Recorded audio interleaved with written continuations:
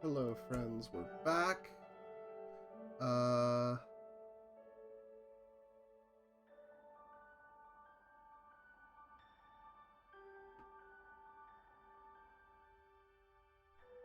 God willing, no crashes, no issues.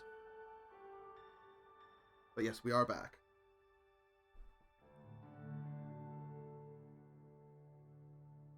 Uh, of course, nothing can ever go right for me on this, can it?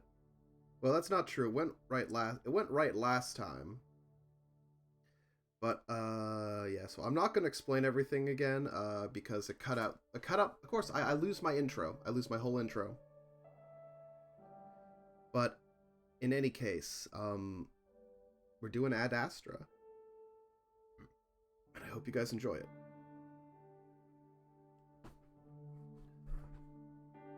Uh,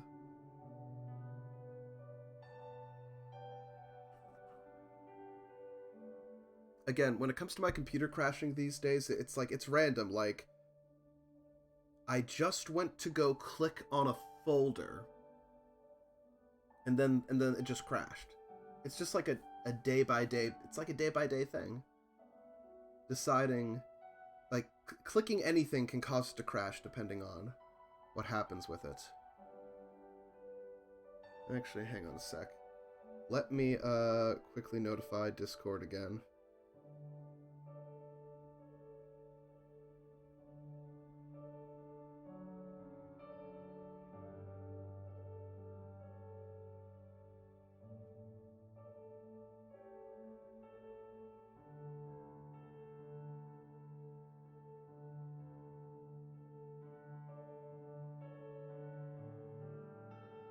Hopefully this means that all the people from the muscular class who Battlebong was trying to get to watch will not come and see my shame.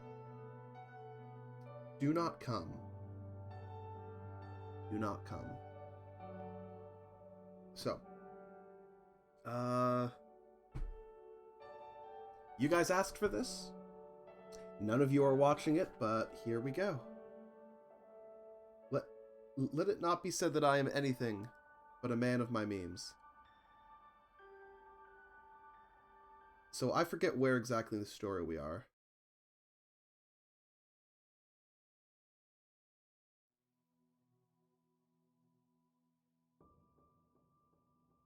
Oh right. All right. So Kato is what's Kato? What's Kato been doing?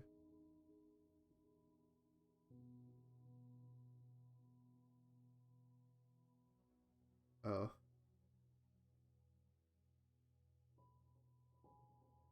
Oh right. So Kato just fucking poisoned Cassius. That's what happened. Kato just poisoned Cassius. That's what happened. Okay. I sit in Amicus's room in stunned silence for a long time. Furry porn gaming. Yes. I still haven't been able to comprehend the series of events that had just unfolded. All I can piece together was that Alex, for whatever reason, had tipped Kato off as to what we were planning. I suppose the cat hadn't expected Kato to use such drastic measures, judging by his reaction, but he'd wanted to put a stop to our plans just the same.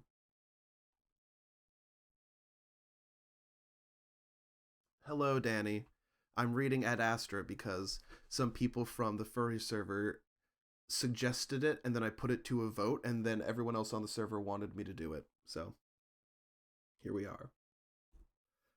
I don't bother myself with trying to figure out Alex's motives anymore, though. Instead, I'm left to sit here and wonder if there's anything I can possibly do to get out of this. I soon find out that the clicking sound was the door locking. I suppose that means Kato is the acting emperor again, with Cassius either incapacitated or even dead. I ask Calm about Cassius's health, but he only tells me that the information is not available to him. So I wait, sitting on the couch for hours, wondering if the next time the door slides open, it will be my death. Speaking of death, where's my fucking medication? I need to take my fucking meds. When you're depressed with the best. Take your pills, earn your skills, from your birth to your death.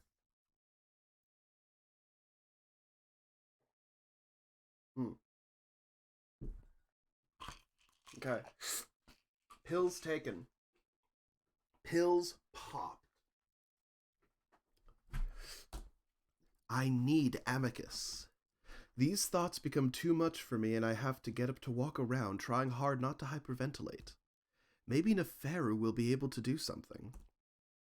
He must have heard about what happened by now, unless Cato did something to him as well. With a deep breath, I push past the curtain and out onto the balcony. Oh, right, the city's on fire now! I didn't read the last thing. It's already late afternoon. That's not what catches my attention. Instead, it's the smoke rising over the city, the sun shining behind it, all to give it a strange red glow. How's the volume for you guys? Is this too loud? Is this too loud? I can't tell. It's like, is the game too loud? I stare, wondering what could possibly have happened in the short time between this morning and now. Calm? Yes, Marco. Why is there smoke over at Adastra City? There's a pause. Here's what I found. At approximately the 11th hour, Cato proclaimed himself Emperor of Adastra, shortly after Emperor Cassius was poisoned by a child pet. Oh, they think I did this! They think I did this! Okay, hang on a sec. Is that better? Is that better? Seymour? Seymour, why is there smoke coming out of your oven? So Cato said I did it. Great. Great. Fuck you, Cato.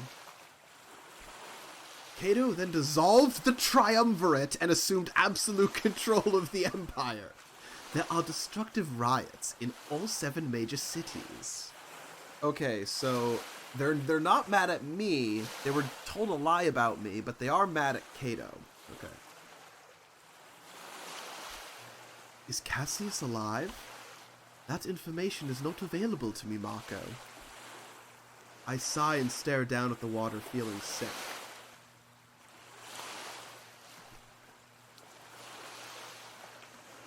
I wonder how much of this is my fault. At least a little bit, if not all of it, for just being here in the first place. And now that Cato's framing me, I'm going to die. My vision blurs with tears before one drops down onto the sloshing lake below me. And then I remember. I deleted my profile from Com's database. I tried to remember what I was told about how exactly it works. Something to do with the AI security system. While he might be able to deduce what room I'm in based on my voice, he should be blind to my exact location. That would mean leaving the boundaries of the palace shouldn't alert anything. Maybe if I experimentally stick an arm over the railing, then a leg, and before I know it, I'm on the other side of the balcony, the lake sloshing below me.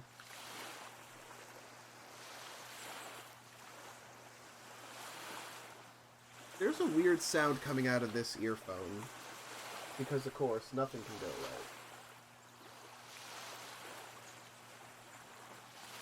right. I have to have tech issues now, too. Mario? Goddamn. I think about what I can do. I could swim for the shore, make a run for Adastra City, and maybe find someone to help me. Maybe one of those contacts that Neferu and Virginia keep talking about. I could also just hide somewhere, maybe even on the island until things settle down a bit. Running into a city in chaos probably wouldn't be the best move. Oh no, no, never mind, it went away. That buzzing sound was based on the, was coming from the game. Okay. I haven't taken it to Best Buy yet. Not yet, but I'm probably gonna have to. But I already know what I'm going to do. I'm not going to leave the palace. I'm going to find a way back in. I need to get to Amicus. I need to tell him what happened and figure out a way to fall back on our last resort. My stomach twists at the idea, but I know we're out of choices now. With that, I look down at the water and let go. I plunge into the water with a splash, the cold taking my breath away in an instant. Immediately, I realize the mistake of jumping into a lake with a heavy robe. I'm able to kick out of the loose-fitting garment within a few seconds, though, and I start swimming around the edge of the balcony toward the shore. It's not that far, but I start to worry as I feel my arms and legs burn from the strain, and even though the beach is right in front of me, it seems to take longer than it should for my feet to touch the ground. Just as I feel my limbs start to give out, I feel the sandy bottom of the lake against my toes. I gasp with relief, struggling through the deeper end of the shallows, before stumbling to my hands and knees, forcing myself to move forward until I reach the beach. Even now, in this moment of desperation, I have to lay out in the sand for a moment, gasping for breath as I feel my numbed limbs come slowly back to life.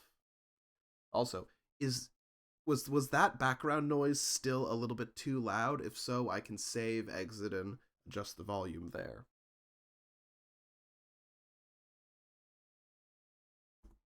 I suppose all the anxiety and no food all day have left me feeling weak. I finally realize how exposed I am out here, how easy it would be for someone to see me from the gardens, or even from the windows of the palace. With a grunt, I force myself to roll over and start crawling for the tree line in the garden, so I can at least have some cover. As I crouch there in just my underwear, still trying to catch my breath, I realize how quiet it is out here. Again, it's a striking contrast to how violently things have changed just hours ago.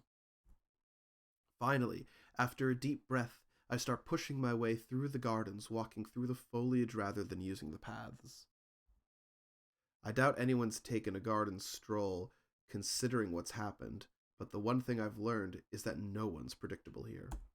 So I try to keep hidden, using the large, exotic-looking plants as cover before leaping across paths and ducking into the plant life again.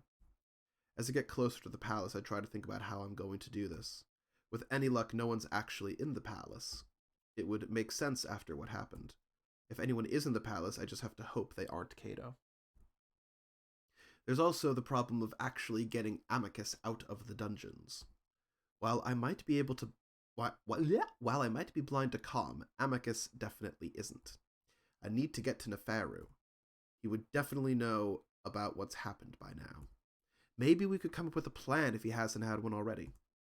He always seems to know what to do. Well, usually. I just have to hope that something hasn't happened to him. So, as I come up to the palace structure, I look around, the quiet starting to become unnerving. I don't see anyone, so, swallowing hard, I jog through the entrance of the palace. The cool air of the hallways hits my damp skin and makes me shiver, both from the cold and the tension. I'm sure to keep close to the walls, always looking ahead to a doorway or a pillar that I can duck behind in case I see someone. Luckily, that doesn't happen, and I'm more and more convinced that no one is actually here. Before I know it, I'm coming up on the hall that holds Nefaru's room. My breathing quickens as I get closer to the door, knowing that I'll feel a lot better if I can just have some guidance. I've been here for a while and I've gotten used to the way of things, but I'm completely out of my element now. I make it to the door and reach out, pressing the panel to slide it open. The room is empty. I stare for a moment, as if doing that will make the jackal magically appear back in his bed where I last saw him. Then I see something on the floor. Green shards of shattered glass, wine bottles knocked from the table to the floor. An ominous feeling starts to blossom in my chest as I note the purplish-red stains among the glass, the spilled wine dried from how long it's been there. I swallow again to wet my throat, looking to the ceiling, about to call out to Calm and ask for Nefaru's location before stopping myself. I don't know if actually alerting Calm to my location is a good idea. I'm pretty sure the security portion of the AI is separate from the rest of Calm, but I don't want to chance it. I stand there for a moment, unsure of what to do now. I could go around the palace looking for the jackal. He could be anywhere, really. But seeing the glass, knowing what's happened, I'm just denying what's obvious here. I just have to hope that he's okay wherever he's been taken. I lean against the frame of the door for a moment, trying to think of what to do next. I could look for Virginia, but I have no idea where her room might be. Besides, if the state of Neferu's room is anything to go by, I wouldn't be surprised if she's been taken somewhere against her will as well. Kato probably knows everything about what we were planning. There's really no other choice but to go into the dungeons, tell Amicus about what's happened, then maybe he'll know what to do. Just as I'm turning to go back into the halls, though, I hear footsteps. I quickly draw back into the room, reaching up the panel to shut the door again. Before I do, though, I hear something else. The sound of muttering in a very familiar voice. I linger just inside the room, listening as the voice draws closer. Of course, it's fucking Alex. Hang on a sec here. Can I have another drink? What was my... I need to remember my voices. My Alex voice, I think, is like... My Alex voice is like Waluigi. Oh dear. Oh Galen, this is too much, too much. I grit my teeth, listening as the cat comes closer, sounding like he's alone.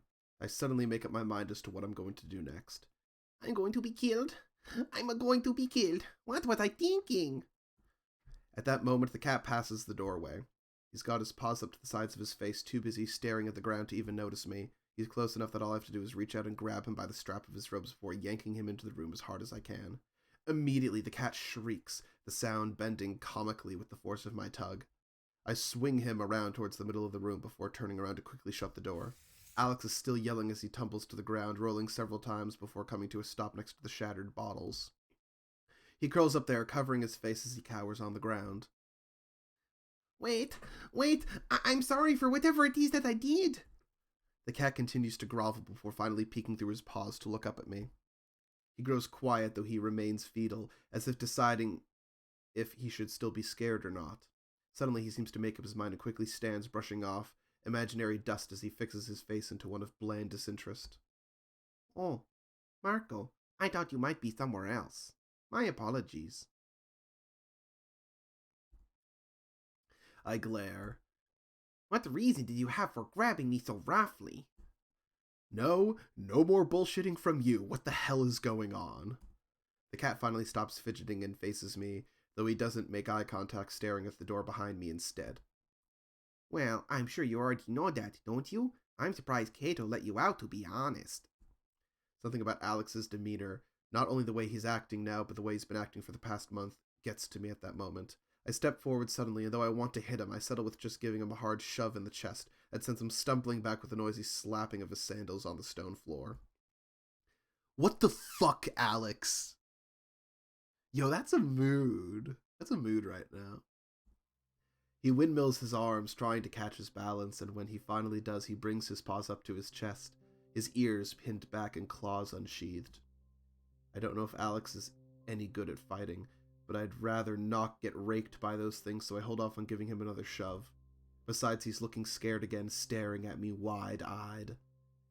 Don't touch me! I grit my teeth, forcing myself not to do it again. Then tell me what it is that you're doing. Why did you do this? What? This time I step forward and raise my fist threateningly, and immediately the cat covers his face, cowering. I realize then that Alex probably doesn't have any fighting skills at all. That he might actually be a coward rather than just pretending to be one. This realization cools my desire to really hurt the cat. Not me. I'd break his fucking snout. Instead, I just wait again until Alex lowers his paw, looking at me with fear. I guess that's a good thing. Amicus had told me in the past that the few sapient primates in the Galaxias are really only known for a few things, one being that they can't swim and the other being their incredible strength. I suppose it's a good reputation to have, even if it's not true for humans, but Alex wouldn't know that. I take another threatening step forward. Tell me! All right! I'm surprised by the cat's sudden exclamation, his eyes screwed shut as he raises his paws to his head fur, tugging at it in distress. I'll tell you whatever it is you want, if you would just leave me alone. I'm tired of these goddamn palace and psychopathic wolves and half-developed children. I ignore that jab at me, staring at the cat, waiting. I'll probably be deported soon anyway. If not, executed. The cat's voice catches in his throat and he raises a paw to his mouth, seemingly about to cry again. He really is scared, and that gives me an idea. Listen, I'm trying to help Amicus to his rightful place on the throne. Maybe if you help me out and Amicus does become emperor, I can work something out for you. You know how close the two of us are. I wait as he tries to gather himself, clasping his paws together before simply looking at the ground. He doesn't say anything though, so I sigh. Why did you tell Cato about our plan? Alex echoes my sigh, looking away off to the side. There's a lot of Galaxia's politics that you don't understand, Marco.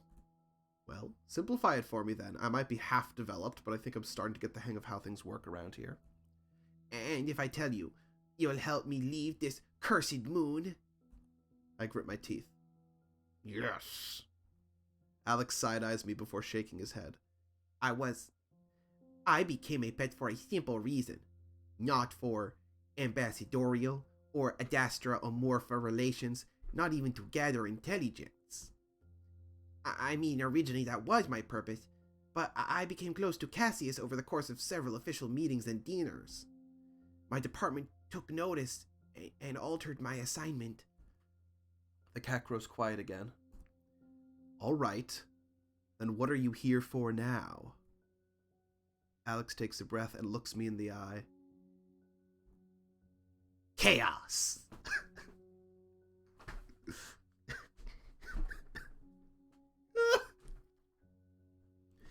We're gonna eat a sandwich while we dwell on the chaos.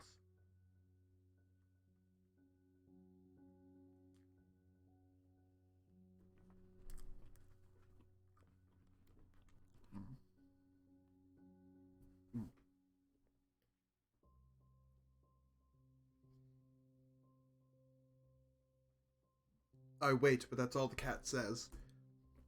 I frown at him. You're here to create chaos? Alex's voice suddenly becomes monotonous.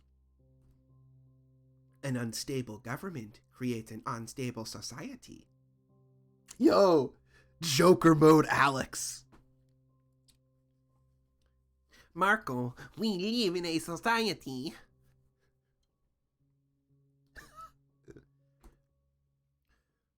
Progress is stalled, and outward endeavors turn inward. The society worries less about what is happening outside their borders, while becoming more concerned with their own issues. It's like he's reciting something that he's heard many times before.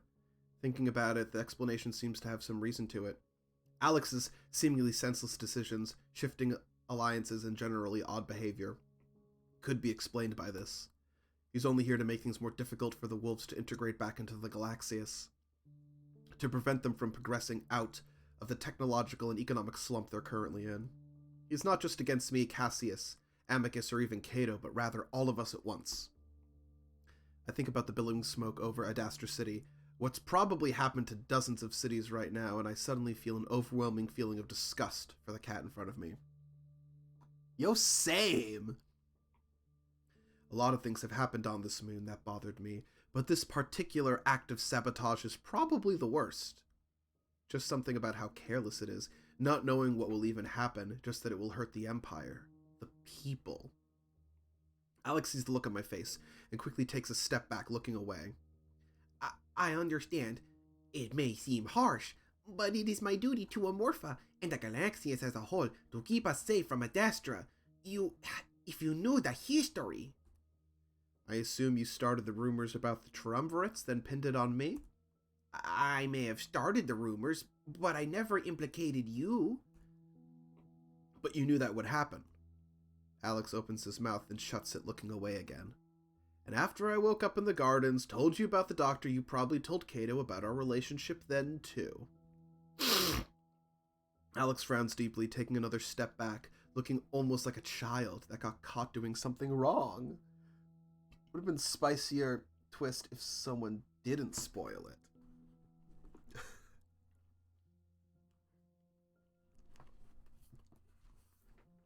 I didn't spoil it.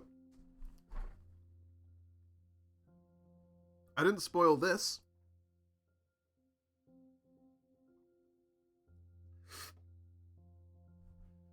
The only thing I spoiled is that I didn't like Alex.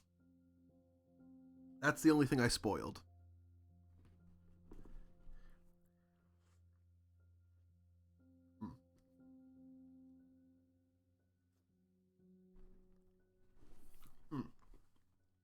Let's make that perfectly clear.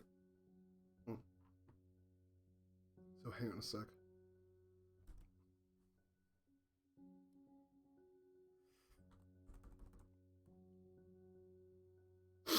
Press X to doubt. I was there. I remember what I said.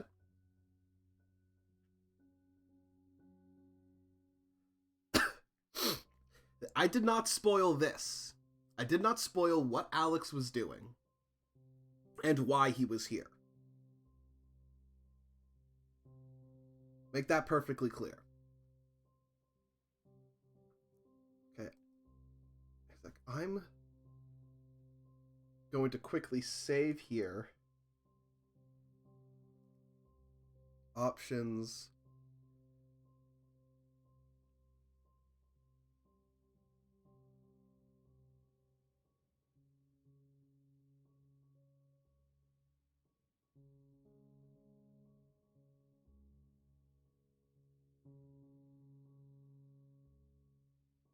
Back to it.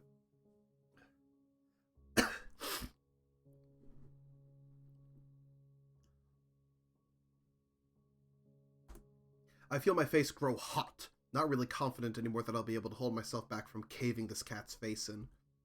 Maybe later, but this isn't important right now, even if this creature in front of me is responsible for half my troubles, if not all of them. Where is Neferu, or Virginia? Alex looks surprised for a moment, then at the sudden shift in conversation. Well, Virginia is to be married to Cato later. I forgot this part. Fuck.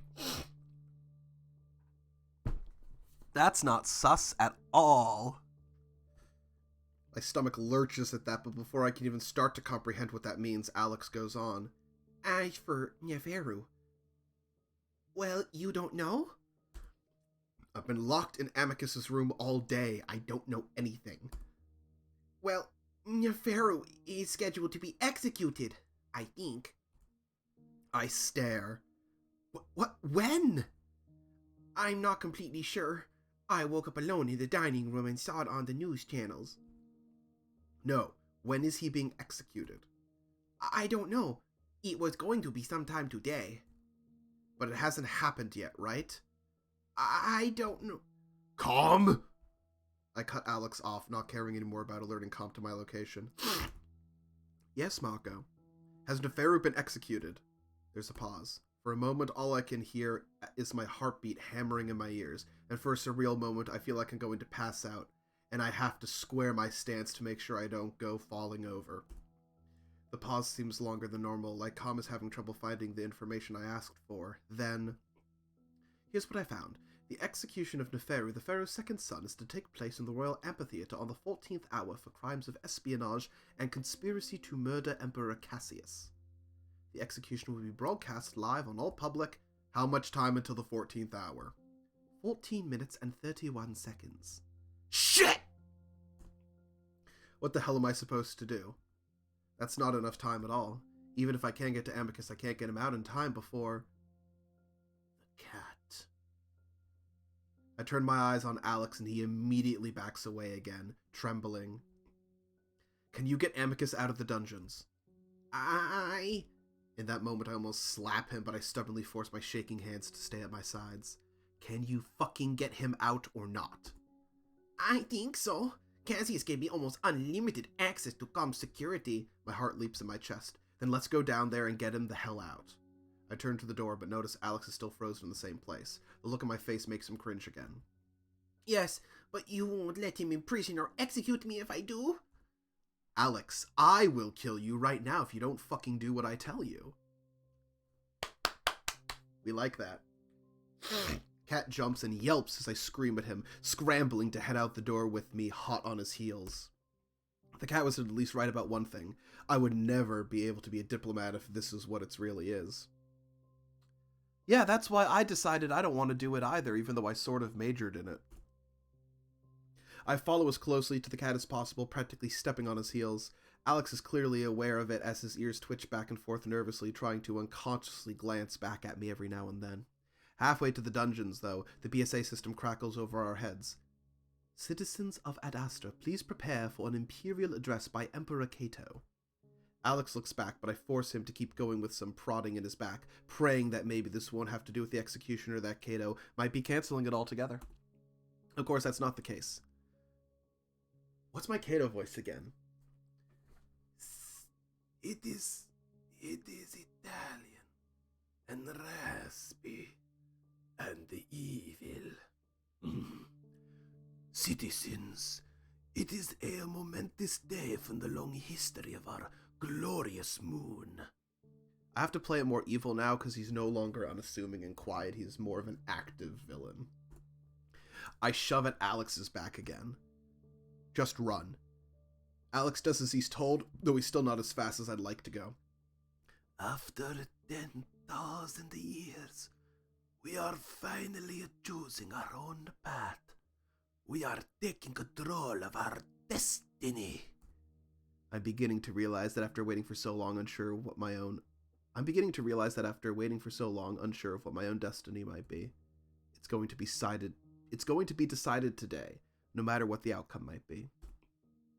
And that begins with showing our fellow siblings that we will no longer tolerate their belittling, their false sense of superiority, their arrogance. Alex and I come up on the door that leads down into the dungeon, and the cat awkwardly starts climbing down the ladder, having a great deal of trouble with his robes.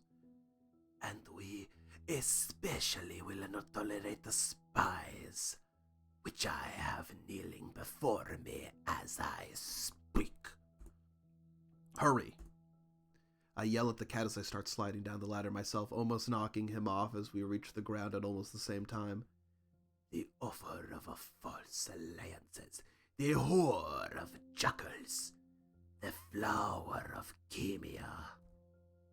I follow the stumbling cat through the musty hall of the dungeon, never having been in this deep before, considering my meetings with Amicus had to take place near the entrance. I'm losing track of my words already. I'm sorry, guys. We reach a cell door and Alex presses a paw to a panel on the wall, a beige marble slab rather than the more glossy black panels above. It opens to a small cramped cell, a bed in one corner, a sink, a toilet, and a tiny shower in another, and what looks like a desk near the door. Amicus is in the bed curled up on his side, facing away from us. Amicus! I shove roughly past Alex, sending him to smack face first against the door frame with a yelp. The big wolf starts to stir before I reach him and throw my arms over him. I feel him jump underneath me, and I know I've just woken him up. He turns his head to look at me. It's my Amicus voice. It is deep, a himbo Italian. He is a himbo Italian. Marco? He sits up against my hugging, automatically wrapping his arms around me. Wait, how did you... He looks over my shoulder. Alex? Amicus, Cato is emperor. He's about to execute Nefero. You need to... I choke on my words, only now feeling the weight of the information I'm just dropping on Amicus right now. You need to challenge him to combat. I surprise myself as I suddenly start to cry, realizing my own words as I say them. In that moment, I can see all the confusion, bewilderment, and shock in my wolf's face, his mouth hanging open just slightly. He probably wants to ask me a million questions, but in the space of a few seconds, I see his expression set into one of serious determination. All right, where is he? The sudden shift from confusion to a sense of duty and confidence actually stops me crying, even as the first tears spill over. The amphitheater, it's happening right now. For just a moment, the wolf continues to hold me, wipes the tear away with his thumb, and gently moves me aside as he swings his legs over the edge of the bed. Alex, can I leave the dungeon? Come, let Amicus leave the dungeon. Please? Alex looks up at the ceiling, clearly unsure of what he's doing. Shall I remove Amicus from the prisoner list, Alex? Yes. It is done. At that moment, I suddenly realized then that Cato isn't being broadcast down here. I don't even know if the execution has been carried out yet or not. Amicus hops off the bed. All right, we must move. This time Alex is knocked off his asses. Amicus practically steamrolls him on his way out the door. I jump over the cat as I follow the wolf. Though much bigger, Amicus is still just slightly faster than I am as I sprint after him, his thundering footfalls echoing through the halls. He yells back at me as I follow. What of Cassius? Poisoned. I don't know what condition he's in right now. I gasp out the answer, and I can't see his face as Amicus is silent, continuing to run. We reach the ladder, and Amicus somehow climbs the thing with 3 gigantic lunges, skipping several rungs at a time. By the time I reach the top, he's already out of sight. So now, let this be a warning to Kimia, or any other sibling race. I run out into the gardens in the direction of the amphitheater. I just catch sight of Amicus's tail as it disappears around some trees, down the trail that leads to where Kato should be. We will not hesitate to eliminate you if you meddle in our matters. There's a sense of finality to those words. I know we're out of time. I'm on the path to the amphitheater, and though it takes only a few seconds to make it to the end, it feels like an eternity. You are on the right path. I burst through into the clearing of the amphitheater just as I hear Amicus yell. Stop! I look down at the steps to see my wolf standing at the base of the stairs, his paws out wide, standing in front of Nefaru and Kato. The jackal is knelt on the ground, his paws restrained behind his back somehow, a look of dazed disbelief on his face. His face is forced to look up because Kato has a hold of his head fur, tilting the jackal's head up so that his neck is fully exposed. In Kato's other massive paws, a shiny gold decorative dagger, and it's just inches away from Nefaru's neck. Meanwhile, directly across from me, sitting in front of the statue of Drusus, sits Virginia, a wreath of flowers on her head, looking shocked as she stares at her brother. I challenge you, Kato. I challenge you by trial, by combat for the throne, as is my birthright. It's always hard to judge Kato's facial expressions, but I can see the tightness in his jaw all the way from here. Ooh. Kato glances upward, and for a moment I wonder if somehow he knows I'm there, that he can see me. But I notice the camera drones hovering overhead, broadcasting this to all of Adastra. The entire Empire is seeing this. Why, don't we wait until this is finished, amigos? Yeah, a sec. This is definitely still a little bit too loud.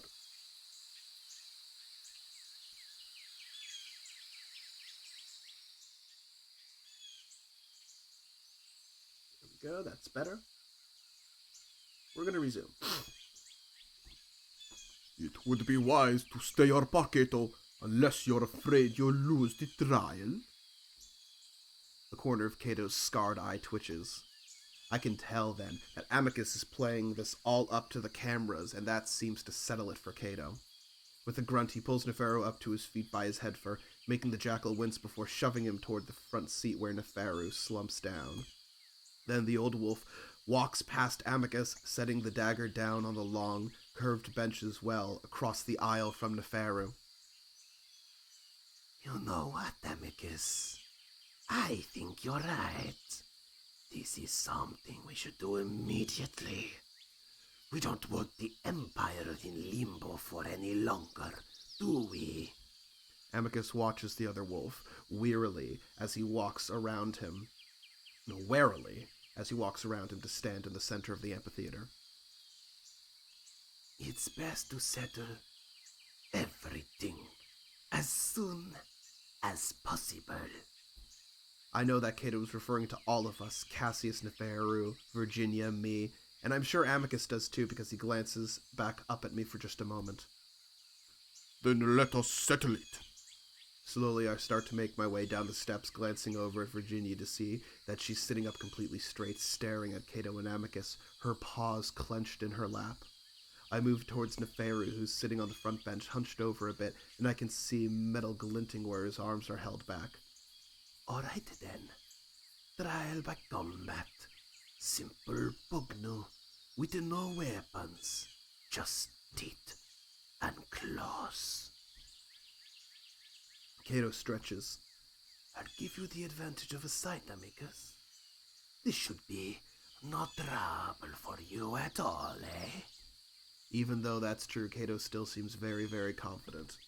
Look, we know Amicus sucks at Pugnu. We've seen it before.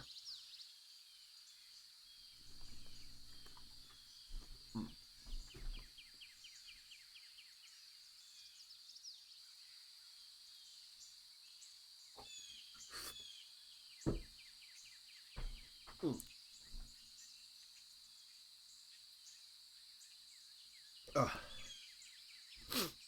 And he has every right to be, considering his skill at fighting, along with the fact that Amicus has been locked up for several days in a cramped cell. He probably only said that to increase the humiliation if Amicus loses. If he dies. It's then that I start to feel dread and terror begin to poke out through the numbed shock I've been feeling. But somehow, Amicus looks completely calm, and I take some sort of comfort in that. Quietly, I sit down next to Nefero as he glances over at me. Oh, Marco. What brings you here? Though his words are casual, his usual smug demeanor is gone, practically blanked out as he sits there slightly hunched. Are you okay? I whisper to him, and Nefero takes this as his cue to do so as well. The jackal shrugs his shoulders. Not exactly, no. But I'm alive for the time being, so I suppose I can't ask for much more. I look back into the amphitheater, wishing that I were able to do something more. I try to catch Amicus's eye, but he keeps his focus on Kato, his own eyes narrowed. He looks confident, prepared, ready for whatever it is that Kato throws at him. But I'm not ready. I'm not ready at all. That brief interaction in the dungeon, those few seconds of holding to one another. That could be the last time we ever... I blink back tears again, knowing that it won't do me any good right now. Are you ready, amicus? Yes. Then let us begin. Immediately the two wolves begin to circle each other, paws raised up to their chests, open and ready. The only difference from past Pugnu fights I've seen is that they're both baring their teeth. Amicus does it in a way I've never seen before. Not even when he was furious. It's vicious. Feral, like I've seen wolves do in nature documentaries. Then they clash. It's so fast I'm not even able to tell who moved first, but one moment they're several feet apart and the next, their paws are clasped together with their jaws, while their jaws snap in the air, both going for the other's throat. Glistening strands of saliva go flying as they both bite and block with their teeth, ears pinned back, making hoarse, angry, barking and growling sounds. It's something I've never seen an Adastran wolf do, not even in their fake dramas. This feels raw and instinctual, like it's a part of them, something they try to conceal, only to come up to the surface when they're trying to kill. I find myself hugging my chest, feeling as if my heart might explode as I watch Amicus trying to see if he's hurt, wincing every time I hear the solid twonk of teeth on teeth. It might only have lasted a few seconds. I can't tell, but finally Amicus pulls back and Kato suddenly lunges in for the other wolf's neck. Time seems to slow, and for a moment I start to think about what I'm going to do if I lose him. But then Kato's open, fanged-filled maw drops down, and so does the rest of him as Amicus sweeps his legs with a powerful kick. Kato goes down hard on his side right in front of me, wheezing before Amicus jumps on him, landing on the other wolf with his knees and a fist to the face. Kato doesn't even seem to notice that, though, as he immediately grabs onto Amicus, their paws scrambling at each other as they both try to find a hold. They're at a stalemate for a while, each one failing to find a good grip as they both twist and turn over each other, making snarling sounds all the while. At some points, I have trouble discerning the two, their legs and arms seeming to blend together as they grip around each other's body. I was never told much about combat to the death, even when I asked Nefero. All I know is that they tend to be very short, but it's already felt like an eternity. Suddenly, I'm able to tell them apart as Kato locks Amicus's right arm into a shoulder lock. Well, I've seen it done before, usually to get the other opponent to tap out. Kato immediately goes all the way, and the quiet of the early evening is shattered with a massive pop and crunching sound. Fuck. Amicus screams, and I find myself standing without even realizing it. It takes everything I have not to jump in right now, even as Kato leans into the hold, causing Amicus to convulse from the pain. And Kato lets go and my wolf curls over on his side, shaking violently, loosely holding his arm with his other paw. I want to go to him, but Kato was already there, pushing the younger wolf over onto his back. I should have done this a long time ago. Pop. I knew this would happen. Amicus tries to fight back with his good arm, even his legs trying to lock his ankles around Kato's neck, but the old wolf straddles Amicus's waist, before slamming a fist hard into his nose. There's a softer crunching sound this time, and Amicus immediately goes limp, eyes vacant, paws falling to his side. I knew Kato was too skilled for Amicus, but for some reason I thought, these are the events that shall... No. Where's my monitor voice? These are the events that shall happen. You are on the right path. But am I?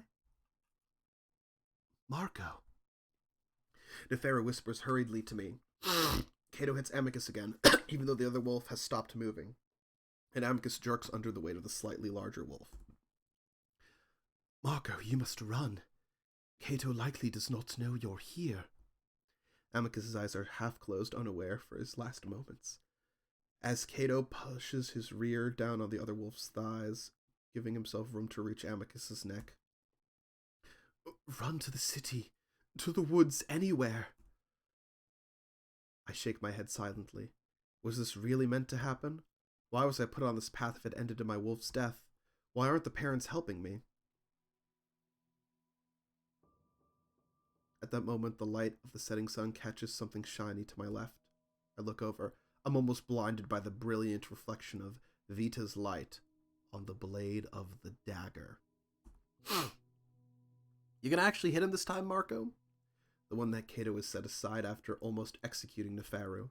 Red and blue jewels decorate the handle while the gold blade shines brighter than any metal I've seen before.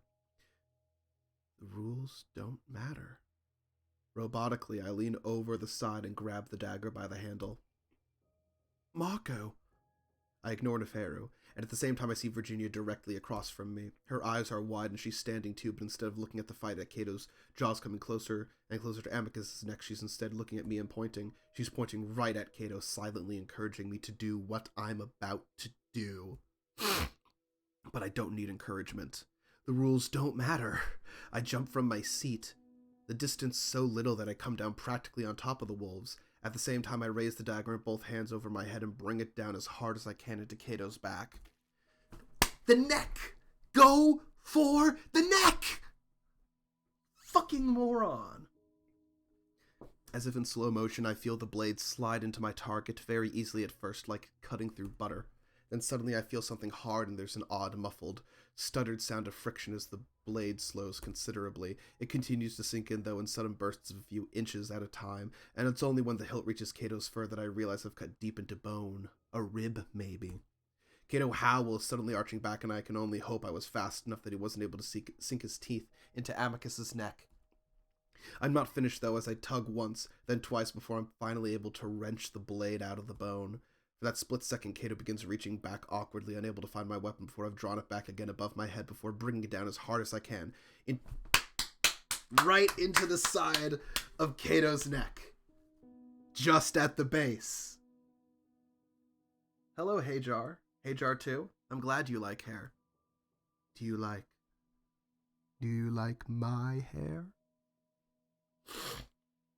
Welcome to the furry porn game. But a knife in the back always an instant kill. A knife to the back can be an instant kill depending on which nerves it hits. There's a couple nerves in the back that will kill you instantly or will at least stop your heart if they're pushed too hard. But there's a lot of the back that is really durable. Yeah, Airport. We're seeing a lot of furry porn right now, aren't we? There's just so much pornography going on right now.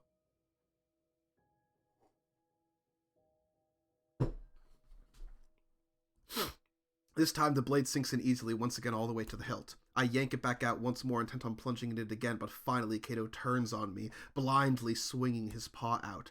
His fingers find my right forearm as I'm raising the blade once again, and he takes a tight hold. Marco! His exclamation is part astonishment, part fury. His other paw finds the dagger, and even though I try to hold on to it, he slides it out of my hands with ease, even though he's holding on to the blade end. Blood is everywhere at this point, and I can only hope it's only Kato's. I start to back away, trying to look down at Amicus to see what's happening to him, but that's when Kato swings at me. I feel air tickle my neck and chin, and for a moment I think I've dodged his swing, but then I see that he's holding out the blade out to his right after having swung at me. Something's wrong. Something's very wrong. I look down and see a sudden spurt of blood splattering. God, see, I'm sorry. These descriptions are very visceral for me, and I'm really sensitive around my neck, so you're gonna see me holding on to my neck while I do this because it just makes me more comfortable. Splattering the stones below me, then another spurt, then another. I step back again and gasp, and when I do, it feels like air comes in from two places. Oh god, that's such a visceral description! I cough as something liquid goes down my throat the wrong way. Again I gasp, and this time I hear a bubbling sound from my throat, and I finally understand what's happened as I raise my hands to my neck, stumbling and then falling. I expect to slam back against the stone seats, but instead it's against something furry and warm. I look up and see Neferu sitting over me as he's moved to catch me with his lap. He's staring at me with a look of horror on his face. Marco! He looks up. Amicus! Amicus, wake up and help him! I frown, still worried about Kato, and sure enough, as I look forward, I see the false Emperor on one knee clasping his neck, bleeding just as much as I am. His ears are perked forward towards Neferu's voice, and I see him start to make his way towards us. Kimian. The wolf's eyes are wild, furious, focused in the direction of Neferu. He seems to have already forgotten me, even as he seems to realize that he's dying. You caused this. I feel the words you and this carry much more meaning from Kato than I could ever hope to know. It's a strange moment as I lay in Neferu's lap bleeding out. I suppose I knew Kato blamed the Chemians for most of his problems, for most of the problems in the Empire. He tried to hide it by pretending to give Amicus a fair shot at the emperorship. As that slowly unraveled, his intentions became clear, and so did his insanity. He intends to kill Neferu to completely kill any chance of an alliance, even if that means the complete destruction of the Wolven Empire. Somehow that's a risk worth taking for Kato. The old wolf draws closer, practically crawling now, leaving heavy splatters of blood across the ground. He weakly raises the dagger, and I feel Neferu tense behind me, probably getting ready to roll out of the way, but then something wraps around Kato's neck. With a gargled choke, Kato is pulled back by Amicus before being body slammed into the ground. Then Amicus is on the old wolf, a muzzle against his neck, tearing it apart. There goes my hand to my neck again. Fuck. Are you enjoying the furry porn? Airport, are you enjoying this? Ugh. I stare in shock, then look down away from the horror of what I'm seeing, and that's when I see myself covered in blood. So much blood. My entire naked torso is painted red, and more of it continues to pour out over my chest in waves. Though it's less than the initial spurts of standing up. Ugh. This is doing a number on me, guys. Fuck. I raise my hands to my neck, still feeling that strange cold feeling reaching down to my throat, like everything's open and exposed to the air. I try to talk to tell Neferu that I need help, but only a raspy, bubbling hiss comes out of my neck. I hate this. I hate this so much. I look up, seeing Neferu looking down at me, his expression, again, one of disbelief. I suppose it would be pretty shocking to see your friend with his neck open, dying in your lap. Am I dying? I try to cover my neck again, but the gash is so deep it feels as if I lean too far back my head will just flop over onto my back. Oh god, I feel like I'm gonna vomit. Oh fuck. Oh, I need a minute.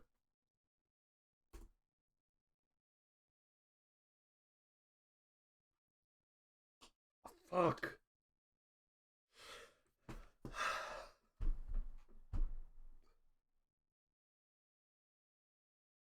Vaguely, I hear Amicus's snarling sounds along with Kato's raspy screams, sounding just like me when I was trying to talk. The edges of my vision start to go blurry and black as Neferu's face starts to fade away.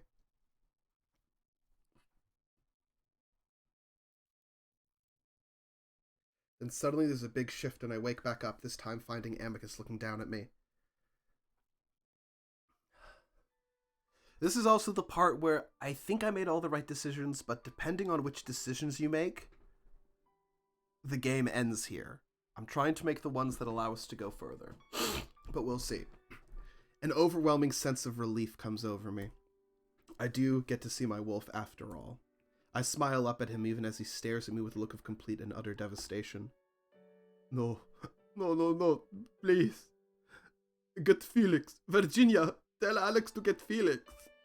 His tears start to fall on my face and I reach up, trying to brush them away like he's done for me a few times. He catches my hand before I can, though, pressing it back to my neck. You'll be fine. You're going to be fine. It's not that bad. It's not bad. I actually chuckle a little at that, because this is very bad. I can tell without even being able to see it. I see the edges of my vision blurring again, and my eyes seem to try and roll upwards on their own, but Amicus gives me a little shake and that brings me back for a moment. Hey, stay here, okay? You'll stay with me, yeah? I nod deliriously, the overwhelming feeling of calm and warmth keeping me happy and full of love, even though I know what's happening, what's about to happen to me. I'm here. I try to speak, but I only send more bubbling blood out of my neck. Fuck! No, you don't need to talk. I have you. How unfair. My last moments and I can't even tell my wolf that I love him. I reach up with my free hand, setting it gently against Amicus's face. I caress his cheek softly, knowingly, and though he holds it against his face with his own free paw, he shakes his head at me. Stop that. You're going to be fine. Felix will heal you. We'll rest in my room. I'll take you to the island. I'll take you to the city. We'll be happy. We'll grow old together. The tears start spilling over again, and I just try to keep the smile on my face to show Amicus that I'm okay, that I'm happy, that this is all okay. And though his grief is hard to look at, there's nothing I'd rather be seeing at the end, my wolf's face, framed by the pinkish reds of the sunset. And then as my eyes start rolling back again, I can't stop them, no matter how hard Amicus shakes me. Marco, oh please, don't leave me here. Please come back to me. You can't leave me to be alone like this. I'm here. No, speak to me. I'm staying with you.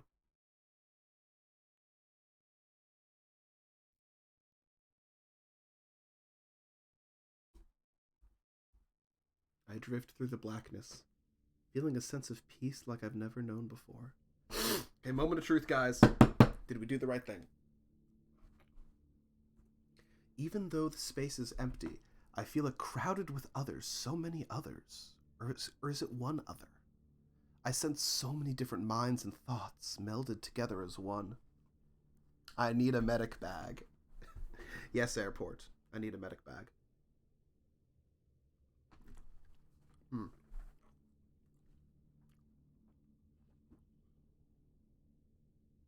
I need a medic bag. I need it.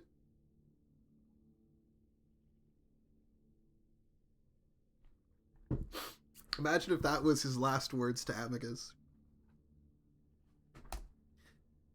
Hello. Welcome to Everything You've Ever Learned. That's a White Stripe. Well, not White Stripes. That's Jack White reference. We apologize for what has happened to you. We know that you are confused. We told you that this could be prevented. And it will be. Okay, I think that's good. I think we did all the right things. You will not leave him to be alone. Be at peace for now, for he will come for you. Wait for him.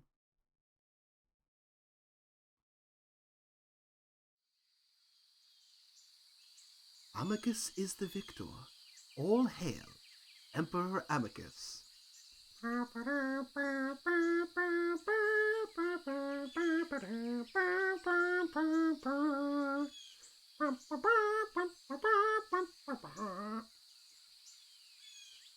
Welcome to the underground. Give us your balls. Yes. The words sound hollow in Amicus's ears, and so does the faint roar of the crowds in Adastra City all the way across the lake. The wolf can only stare down at the human in his arms, suddenly realizing how light and fragile he actually is. And the blood. So much blood that paints the front of his human that just moments ago had been so full of life. A tear drops from the tip of Amicus's nose and onto Marco's neck, mixing with the blood that has now stopped flowing from the deep gash. This makes me worried. Did we do it or did we not do it? I actually don't know. I actually don't know whether or not we did everything we have to do. Air no longer bubbles through the red liquid either. A strange choking sound works its way out of Amicus's lips when he's never heard himself make before. The overflowing sadness in his heart has seemingly run out to be replaced by something empty, cold, like there's nothing there anymore.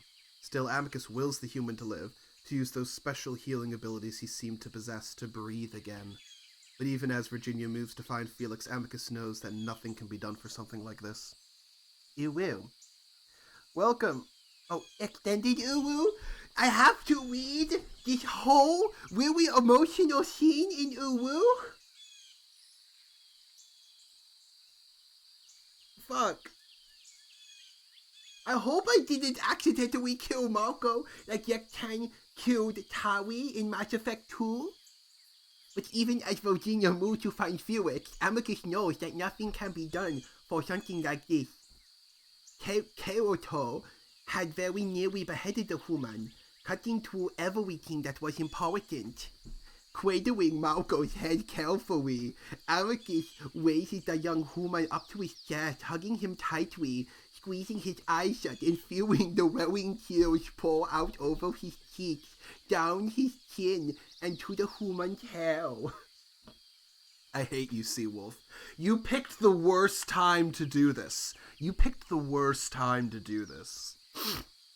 It's quiet, and Amicus opens his eyes to see Neferu, still sitting there, in front of him, staring in shock. When the jackal meets his eyes, he quickly dips his head, lowering his ears. Amigos, I'm so sorry. The wolf raises his eyes to see a drone just over Neferu's head, hovering as it then focuses voyeuristically on him, broadcasting his grief to Adastra. Okay, I think that's enough. I think that's a minute. But this is nothing like those dramas, the tragedies of romantic death he'd seen play out on the screen so many times before.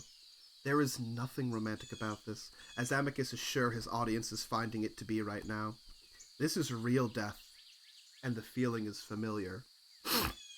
It's hollow, empty, suffocating, like being pulled down into a bottomless, cold black ocean. It's like when Mother died and Cassius screamed over her body like a wounded animal. It's like when he heard the news of his father had died, and how he'd fallen to his knees, clutching his chest and gasping for air like he'd been shot. No! Elford, I hate you! Fuck off!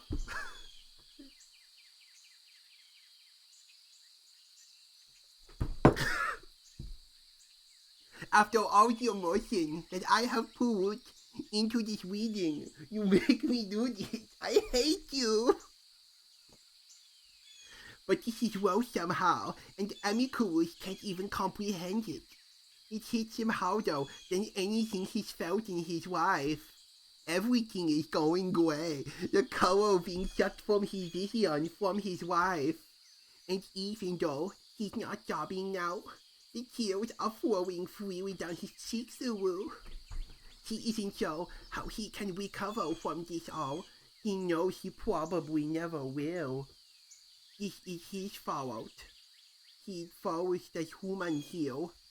He'd made himself feel better by saying Malko.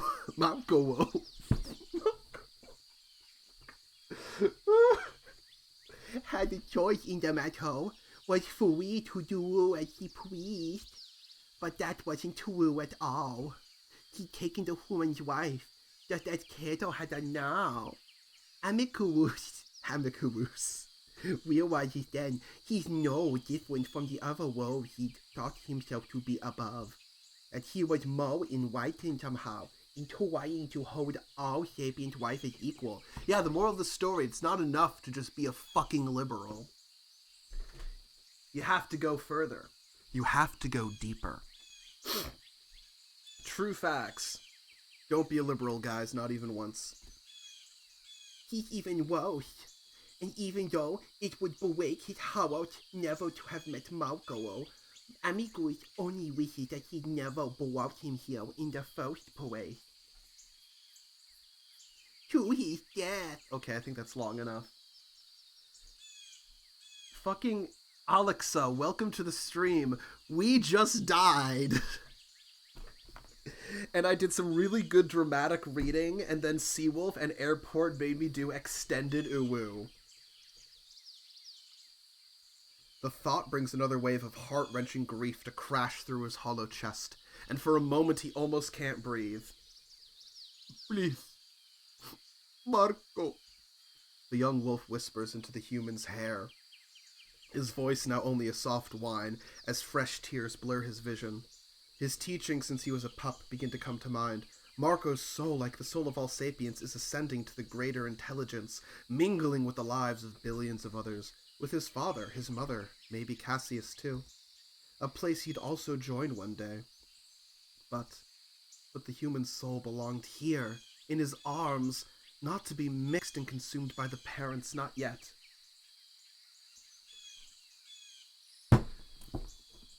Airport, I think I'm gonna have to deny you extended uwu. I can't do this again. I'm not strong enough. Ooh, ooh. No. I can't do this. Not again. I'm not strong enough. But the human soul belongs here in his arms, not to be mixed and consumed by the parents, not yet. That mixed singular being isn't Malko. It's like a beautiful mold neural being settled, then reconstructed into something else. Malko still exists. At this very moment he exists, but it's no longer him. Amicus grits his teeth, feeling anger begin to overcome the overwhelming grief. No. How dare they? This isn't fair. The parents had spoken to Malko, had told him what to do, had led him to this point. When the human had told Amicus that he was worried about something terrible happening. Amicus grit his teeth, remembering how he'd brushed it off, even though he told Malko that he believed him, that he'd have nothing to worry about if he followed their guidance. No. Amicus shakes his head, still clutching onto the human tightly. Okay, that's enough. How many endings are... So, there's a few endings, but the two big ones are...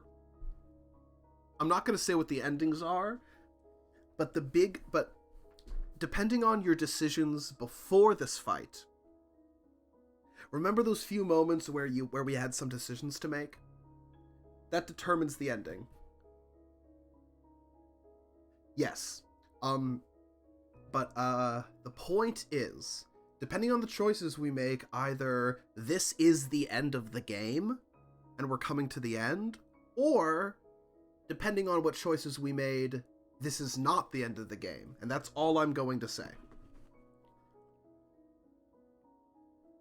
So I don't know which ending we got. I am unsure.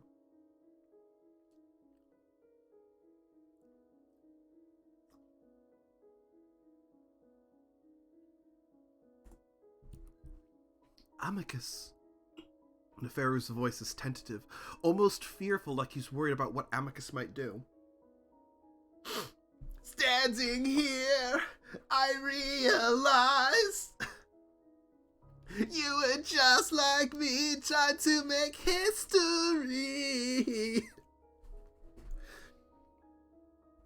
Amicus isn't even sure of that himself as he rises to his feet, cradling the human in his one arm. One good arm, easily able to do so because of their difference in size. He turns around and walks quickly toward the palace, almost jogging, ignoring the various jolts of pain through his body. He doesn't even glance down at Cato's unmoving body as he passes by. The wolf's expression is stoic now, a strange rage bubbling just under the surface. Amicus! Neferu calls after him, but Amicus ignores the jackal. set on one thing and one thing only. The parents might have taken his parents, maybe even his brother, but they aren't going to take his human. He won't allow it. As the wolf enters the palace, he notices Alex pacing in the hallway. He stops as he sees the wolf approaching. Amicus, I heard that you're now emperor and...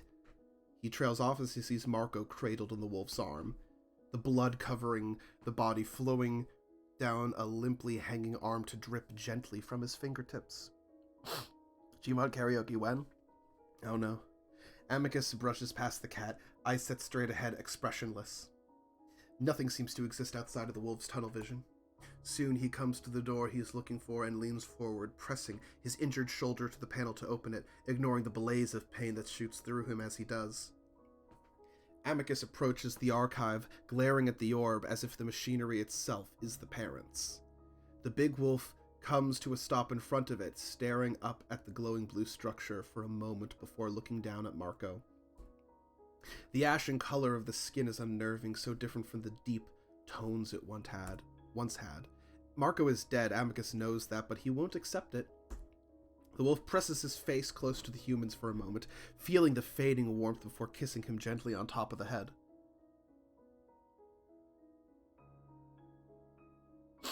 No. No, you can't do this to me! With that, Amicus leans forward, pressing them both to the sphere.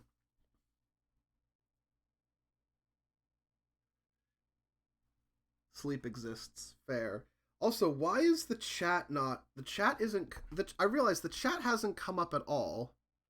I don't know why. Someone hang on a sec. Someone type in the chat again. Ew. Hello, Lord Tsar. Someone type a message in the chat again. Ew. No, not that. Someone has to physically type something. Okay, there's the chat. I was wondering where the chat's been all night. I think it was accidentally disabled, but it's there now. Whatever. Amicus leans forward, pressing them both to the sphere. Then he connects and he merges with the universe. We continue to drift through the infinite space, content. Despite everything, we trust the beings around us. All of us. And the others, the parents. The parents. This was all meant to happen. And though it was hard and terrible, the worst is now over. And that thought alone is enough to keep us completely relaxed, waves after wave of release. Waves and waves of relief washing over us. That was a Freudian slip. Fuck. In the cacophony of thoughts and emotions, though, something stands out. Though the beings meld together, one seems to become separate for a moment, solely to focus directly on us, on me. This brings me out of my trance for a bit, and I turn my attention on them. Amicus? But then as I focus more on the being, I get a different feeling. Not him, but her. I can sense the femoid. Wait, shit!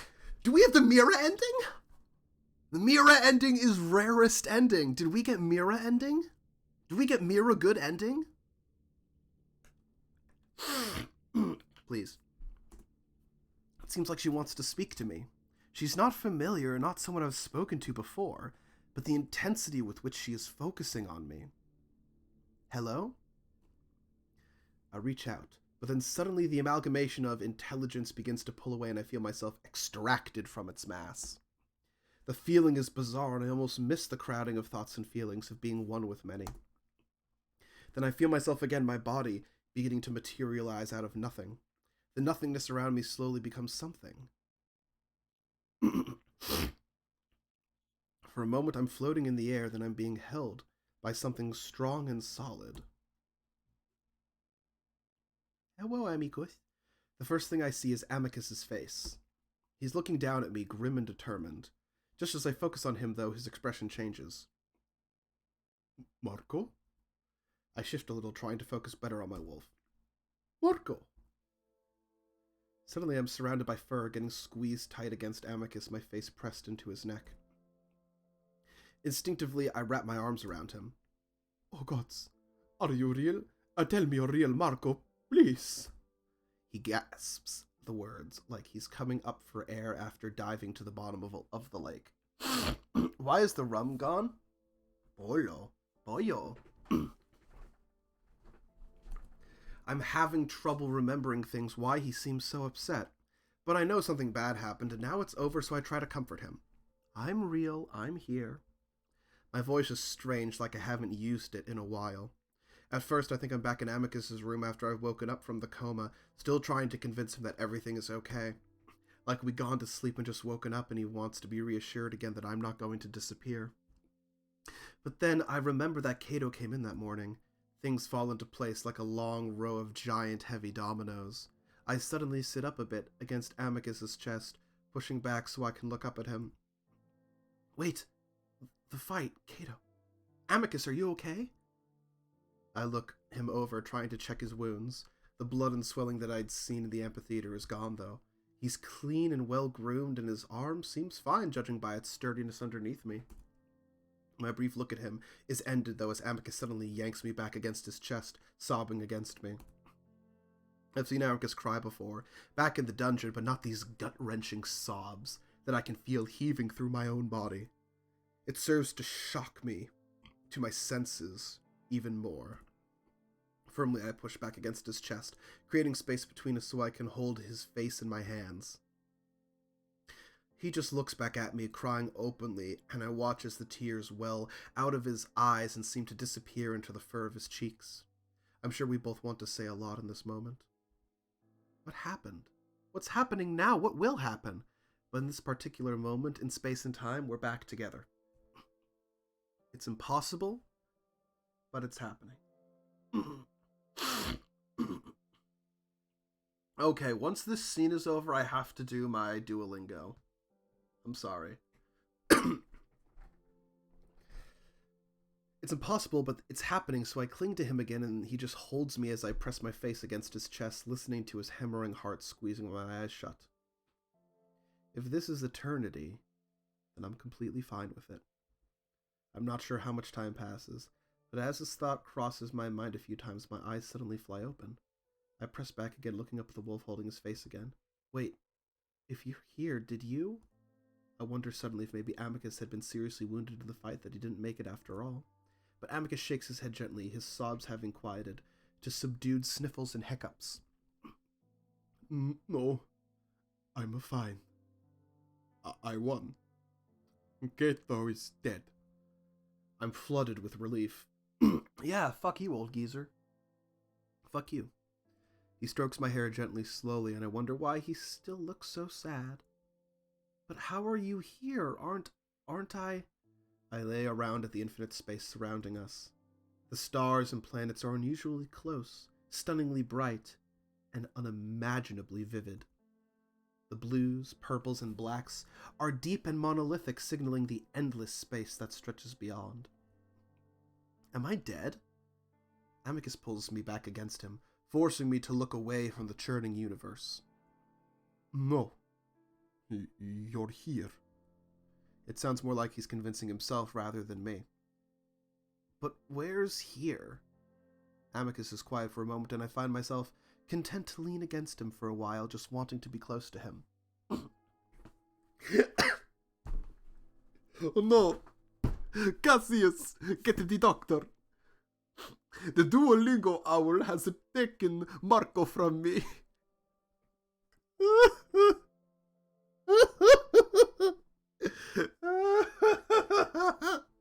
Okay. This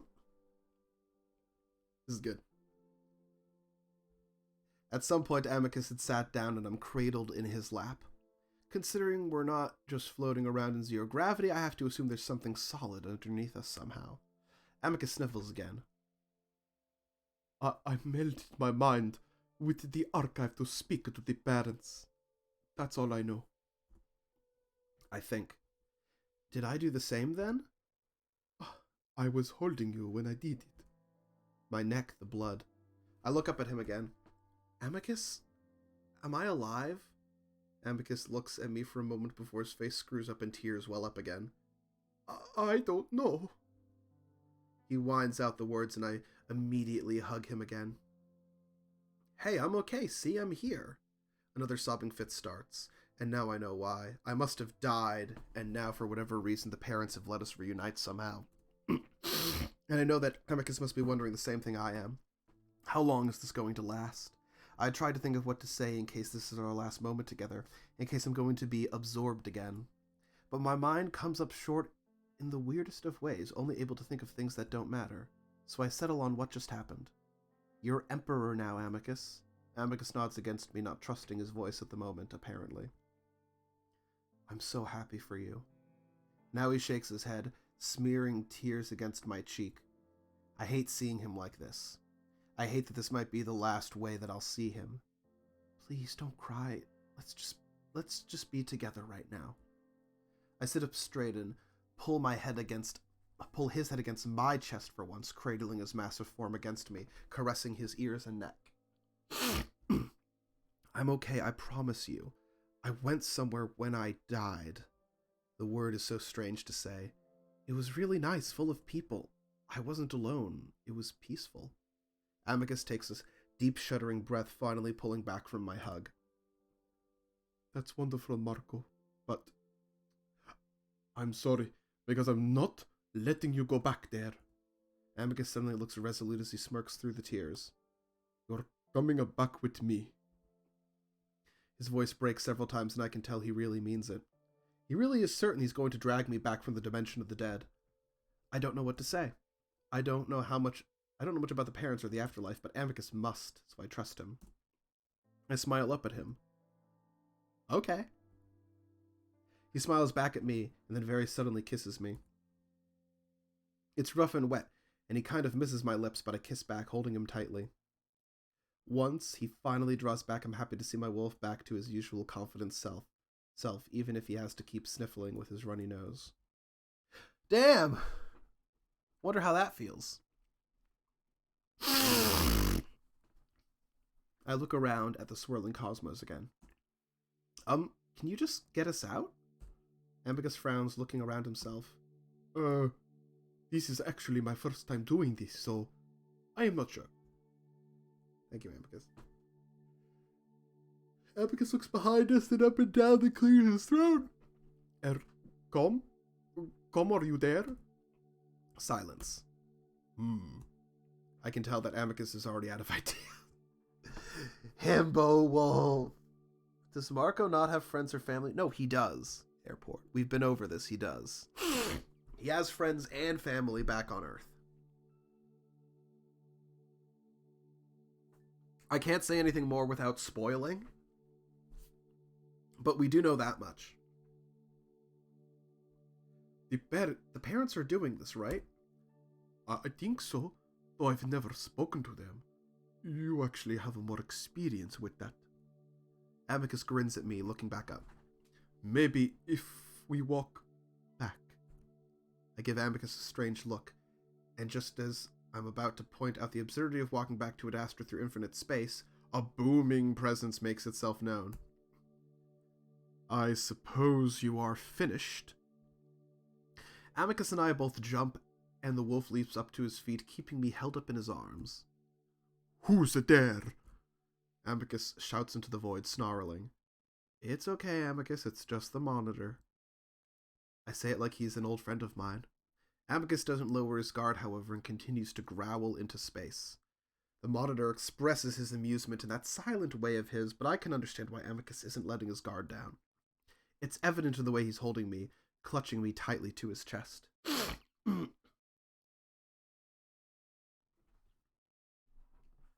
I can't answer that without spoiling Airport, so I'm not going to answer that question.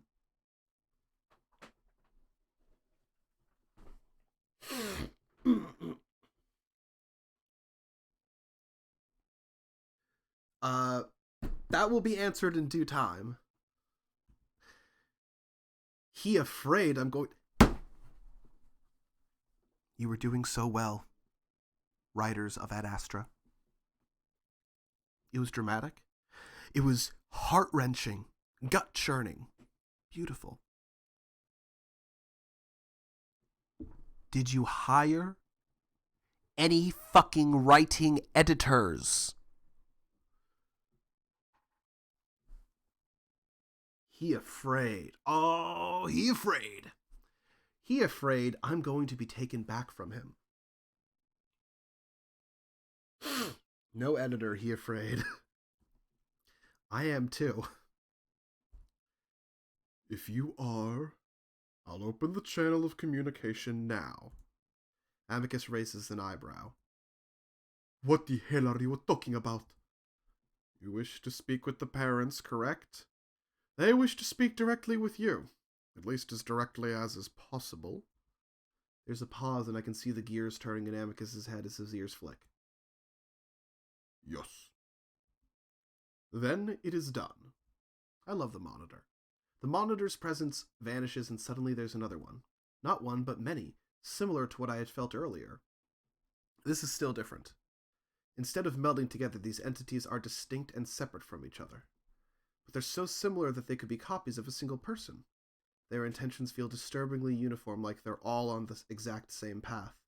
Unlike the monitor, who at least felt to be on a similar level as any other sapient, these entities feel alien. Which is a strange thing to feel, after everything I've been through. But these things are so different. So different. Well, show yourself. Amicus barks at the emptiness, somehow remaining brave in the face of all these titanic presences. You cannot see us. Oh, I forgot this part, shit. His mouth moves on his own, mine suddenly becoming empty, seeming to blend with the space around them. Amicus looks down at the human in confusion. What? He stares back. We cannot speak directly to you. Marco? But we have other methods. I love being possessed by the gods of the universe so I can speak to my boyfriend. No, this was not a one-man project. There was a team of people involved on this. And the team has grown because there's the studio that makes this Echo project has made a ton of very furry visual novels, and most of them are actually very good. As I've said before, the Echo Project visual novels are probably the only actually good furry visual novels out there. Amicus's face morphs from confusion to horror. Gods. Marco? He gives the human a little shake. Hey. He can hear you. He is simply occupied at the moment. Amicus bares his teeth and begins to shake. He's not sure if it's from anger or fear. Likely both. If you don't stop. There is no need to threaten. All is as it should be. Amicus is left to stand there, staring open-mouthed at his lover. Something ominous and dark churns in his gut. This isn't how he'd envisioned any of this at all. These are the parents? What the hell are you? We are your guide, your benevolent leader, your parent. Amicus rubs a paw over the human's forehead gently, looking into those blank, staring eyes. Leave him be, please. He is not being harmed. He shall return to a normal state after the channeling is complete. But how? Simply put, we are manipulating his behavior through the use of the lingua. Amicus shakes his head, clearly not wanting this at all, but the complete powerlessness he feels right now, it's overwhelming. The speech he'd been planning for this moment, his intention to tear apart the careless arrogance of the parents, it just dissipates. Seeing Marco just taken by them like this, it's enough to completely cow any courage he'd once had. And as he stares at the cold eyes of the human, he begins to wonder if this is a nightmare. For a brief moment, Amicus wonders if any of this is real, what reality even is right now. That is not for you to wonder, Amicus. All that matters is you are the one true emperor. What do you want? Amicus stares down at his human, feeling repulsed by what's happening. For the work of Drusus to continue, for Adastra to achieve its full potential at last, for the Galaxius to ascend. Amicus shakes his head, trying to focus, trying trying not to focus on the robotic tone of Marco's voice, on the strange way his jaw moves, forced to speak in the woven tongue. I intend to do so, but please let the human go. And heal him, please. He didn't ask for any of this. The human is also involved, Amicus. But I involved him. It was meant to be. What? Amicus isn't sure if it's his own mind or the mind of another that brings back the memory of when he'd opened the archives, how Earth had been near the top of the list of profiled planets. How it made no sense that an uncontacted world would be on the list at all. But now it does make sense, but at the same time even less sense. Amicus shakes his head, still reeling at the situation he's in, feeling that he's teetering on the edge of madness. Steady. There are many things you do not understand, things that you will never understand, and that is fine. Not all things are meant to be understood by all sapients. But you at least understand that the humans are not uncontacted, are they? Amicus says nothing, knowing that his mind is being read. Somehow woven culture is there, so is Chemian culture, Hindo culture, all sibling cultures. The parents go silent, and Amicus is left to stare at the puppet his lover's been turned into. Amicus grits his teeth. Why? Because they were an experimental microcosm, now a successful one, and it is time for them to be integrated into the Galaxius. Another moment of silence. And you want me to help do this? No. Your mission is to help unite the siblings. The first step is Chemia. That was already my intention. That is questionable. Get absolutely dunked on by God.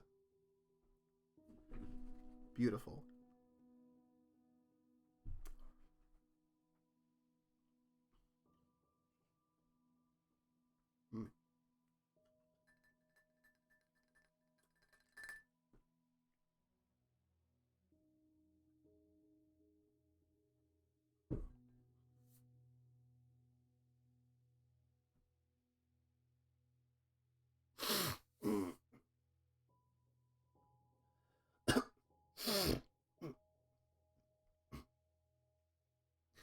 The situation is perilous. Chemia is furious after what happened. You need more guidance. That's why you are here. Amicus snarls. I'm here for him. Amicus nods at Marco, at the sapient creature being used as a mouthpiece. You are here for the Galaxius, and as the Emperor, you now have the onus to know all this information, as your father knew, as his father knew, and so on. Amicus grits his teeth again, trying to comprehend what's being told to him, despite being completely disturbed by what's happening to Marco. If you want galactic integration, why have we been competing with each other? This was assumed by the siblings themselves. Competition was never the goal. Then why not tell us that? You're supposed to be our guide. The process is slow and careful. Interference is a last resort. This very communication is a last resort, as the siblings and children stray further and further from the path every day, and not just the wolves. It has taken 20,000 years to reach this point, and that time cannot be wasted. And why are you only telling me this, and not all sapients of the Galaxius? Amicus glares at the face of the human again, stroking the face gently, hating the blank stare he's receiving. As was stated, minimal interference will result in the best outcome. Only select figures are being informed at this stage. A Galaxius developed independent of interference will better serve the greater cause as a whole. The greater cause? The stars and planets shift around them, zooming forward, and for a moment Amicus feels as though he might be sick. Something dark looms on the edge of the universe, growing slowly, leeching the parts that it touches. The other approaches, and it must be confronted. I also forgot this part, shit. At this point, Amicus feels unease pierce through his fog of confusion and anger. What other? Are we preparing for war against something? We must prepare for an event many millennia from now. This is one step of many. Amicus lets out a low growl of frustration, the vagueness of this entire situation making his head ache. But why does this have to happen with Marco? Amicus shifts his hold on the human, just wanting him to come back to consciousness. He must play a role. You must make a decision, Amicus. Everything seems to come together all at once for Amicus. All this talk of Drusus, of his and Marco's apparently fixed destinies, that decision that wolves fawned over for generations, no matter what opinion they held about Drusus himself. The choice offered by the parents to either save his empire or save his lover. Icy, cold fear and dread blooms in the pit of it. Amicus's stomach. In the pit of Amicus's stomach and slowly spreads through the rest of his body, seeming to leak like a frigid liquid down his groin and into his legs. The wolf feels his limbs tremble as he pulls the human closer to his chest, lips drawing back as instinct kicks in to protect his mate. For a long while, a length of time that's hard to discern, the wolf simply stares into the abyss. He looks up into the swirling stars, clouds, and planets, trying to see these things that are controlling and manipulating him and his lover. Trembling, Amicus shakes his head, taking another step back, away, even though the presence of the parents is all-encompassing. No. Amicus's jaw clenches, hating himself for sounding so weak and afraid. Remembering who he is, the wolf squares his shoulders, staring up into space. No. I won't make such a decision. For once, the unseen place in which the parents reside is silent but clearly observant. Amicus can feel the prickle of their all-seeing eyes on the nape of his neck. You hear me? I won't do it. I'll stay here forever if I have to. You can't involve us in this foolishness. Marco suddenly shifts in his grasp, his head turning awkwardly, leaning up in a strange way that seems unnatural, as if pulled up by strings. Amicus flinches back, feeling a chill run up his spine as he tries to stop himself from dropping the human he knows so well. Foolishness? Marco stares at him with an expression that Amicus has never seen him make before. It's cold and almost dismissive, an expression Amicus has never seen him make. You just said that!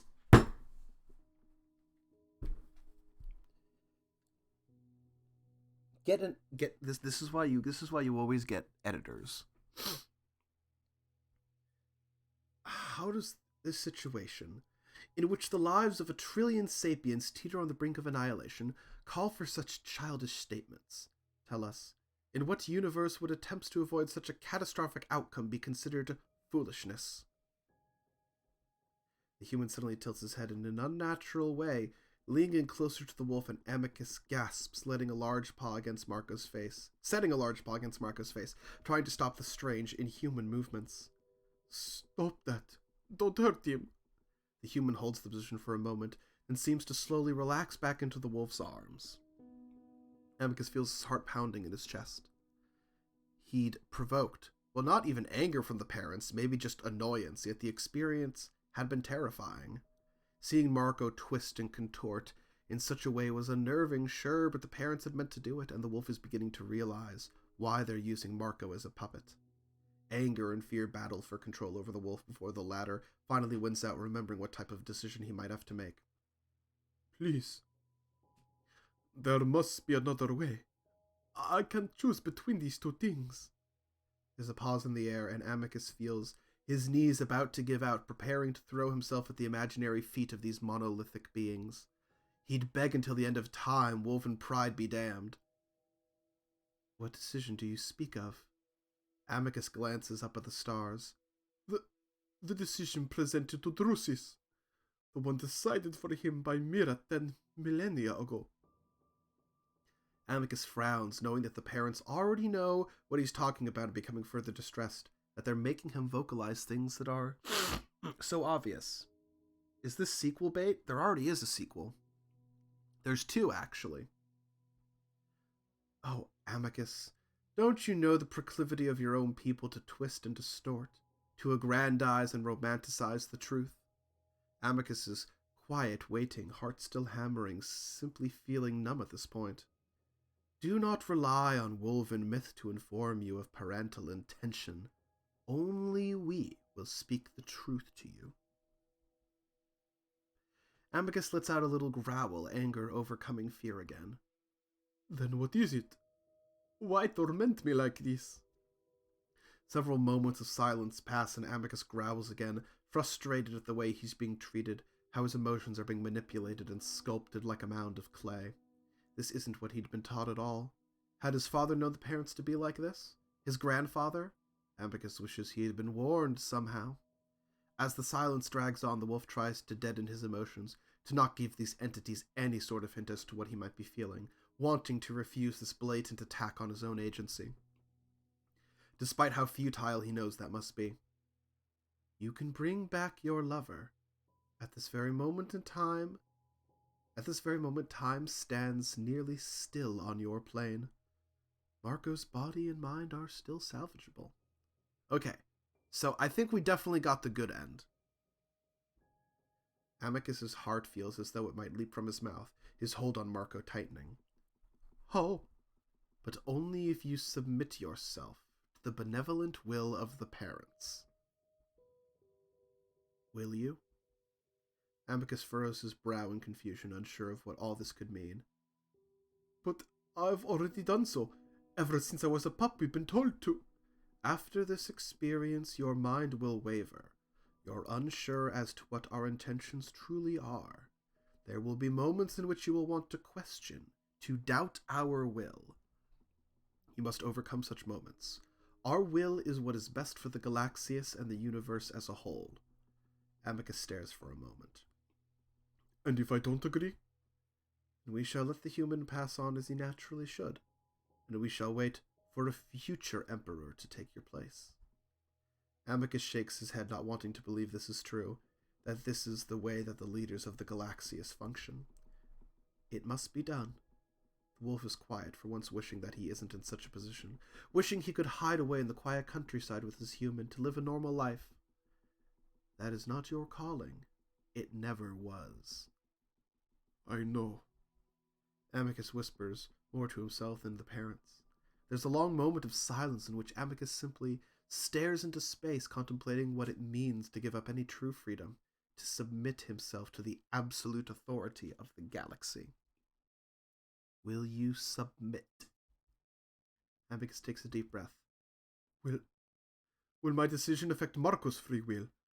You said you have plans for him as well. He will be allowed to make his own decision. We will tell you of his mission once you make your decision. Amicus stifles another growl, hating that his human is being forced into this as well. Will you submit? Amicus closes his eyes, feeling his anger and resilience slowly drain away. Then he opens them. I submit.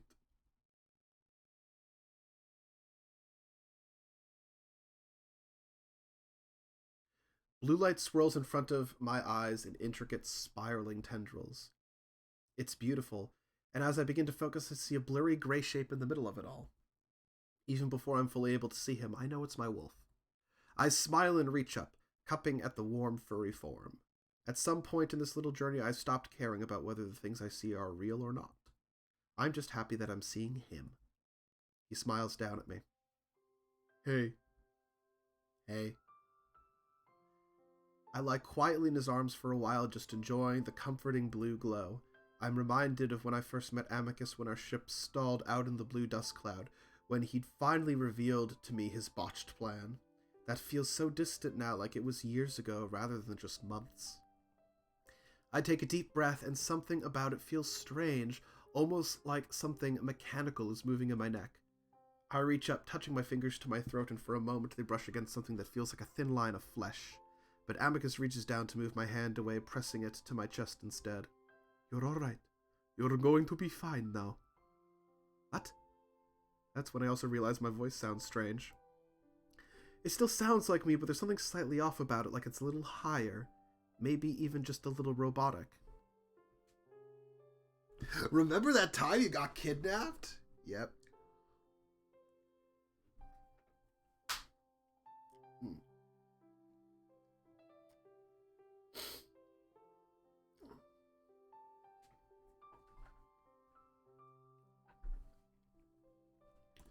I frown. Amicus presses against my chest firmly, comfortingly. It's okay. I know it might feel a bit strange, but you won't even notice it after a few days. What is he talking about? Again, I lay quietly in his arms as I gather my thoughts. The fight, the dagger, the darkness, the parents, then... I look up at Amicus in question. What happened? I tried to ignore the strange, soundless, mechanical clicking feeling in my throat, while also trying to get used to my voice. It's like hearing myself in a recording, just not quite right. Amicus chuckles, sounding exhausted, relieved, and maybe even a little sad at the same time. Quite a bit happened, Marco. But the parents, I thought they wanted us to meet them. Amicus's gentle smile wavers for a moment. Well, they did. I met them. What? I don't remember. I rake my memory, but nothing comes to mind. You lost consciousness when it happened. I frown at that, wondering why that would happen, but Amicus doesn't offer an explanation. I look down at my chest, and instead of the coating of blood I expect to see, I'm clean and bare aside from a few very small wet spots on my chest. I suppose Amicus had been a little more emotional before I'd woken up. I look back at him, then press my face against his body, and he responds by hugging me close to his chest for a moment. So it's over? They decided to bring me back? My voice is muffled against his fur. My strange, not quite right voice. Amicus loosens his hold on me, allowing me to look back up at his face. Yes, it's over. The tension that I'd held in my chest ever since I arrived, ever since being abducted from my bedroom in Italy, it all releases slowly. For once, I feel light and free, and I sag in the wolf's arms, sighing deeply. Even now, I'm starting to get used to the new feelings in my throat. I love you. I love you too. I smile up at him, and despite everything being over, I can't help but notice that he seems a bit sad too. I rest a hand against his chest. You all right? Amicus laughs loudly, shaking my entire body. Aside from nearly losing everything I hold dear, I suppose I'm alright, yes. I try to sit up, but Amicus keeps me reclined gently but firmly. You sure? You seem upset. The big wolf sighs deeply, and I feel his torso puff out against my side and shoulder. There are things I must tell you, but later. It's not important right now. The tension that had been so mercifully loosened in my chest suddenly appears again, albeit in a much smaller way. I want to ask more, but for now, I just want to rest. Well, as long as I'm not going to pass out and wake up completely confused again. I feel like that's all I've been doing this past month. Amicus huffs in amusement. Yes, you do have a knack for such things. We go quiet again, and it's a nice kind of quiet. We're both just basking in the peaceful aftermath of our months-long struggle. After a while, though, my wolf meets my eyes again. Marco? Yes, Amicus? I'm sorry. Sorry? For everything. For taking you from your planet. For involving you in the Adastra politics. For acting as if I knew better. Even if it was part of the parents' plan. It doesn't make it right. And I'm sorry. Plan? Amicus lets out a small, tired laugh, shaking his head. Again, I will tell you later. Let's just be together for now. I nod in agreement, ignoring the clicks in my neck, clinging to my wolf, happy to be in this quiet little corner of the universe, undisturbed by politics, mad emperors, or monolithic space entities.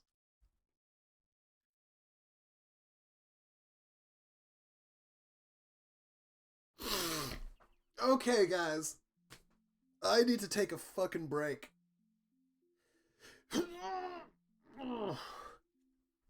Oh, fuck. How long have I been reading for? About an hour and a half. Not that long, but Jesus, out of all the Adastra readings I've done, this has probably been the most difficult, simply because so much has happened. It feels like we've just been through a goddamn marathon, doesn't it? Ugh. That was such a ride. Again, when I say this is one of the better furry visual novels out there, I mean it. We're not done, though. I don't know if I'll be able to finish the whole novel tonight, but I'll try to go on for like at least another hour if I can. No promises. But I need to take a fucking break first. So the first thing we're going to do is we're going to save.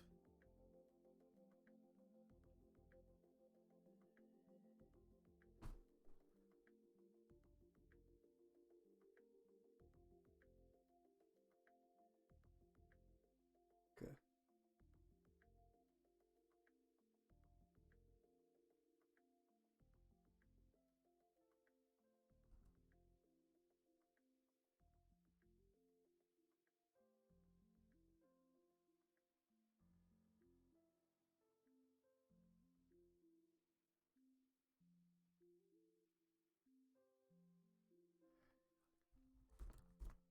Yeah, I'm sorry, guys. I gotta take a fucking break. Jesus Christ, that wore me out. That wore me the fuck out.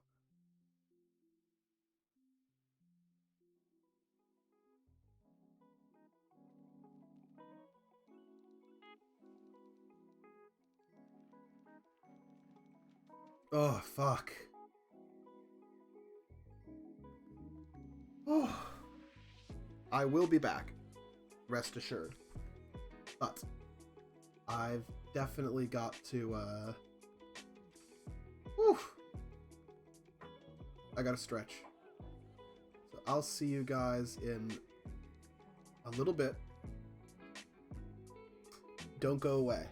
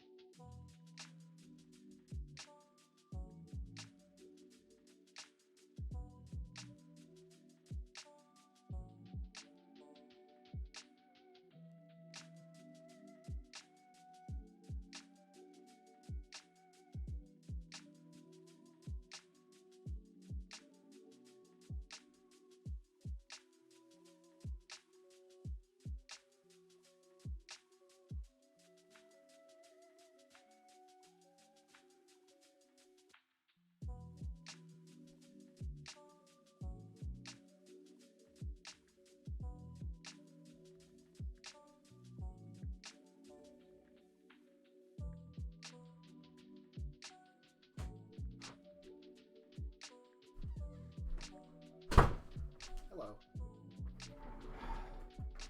We are cautiously back. So.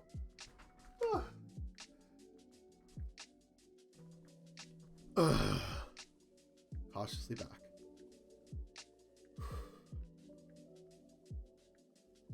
God.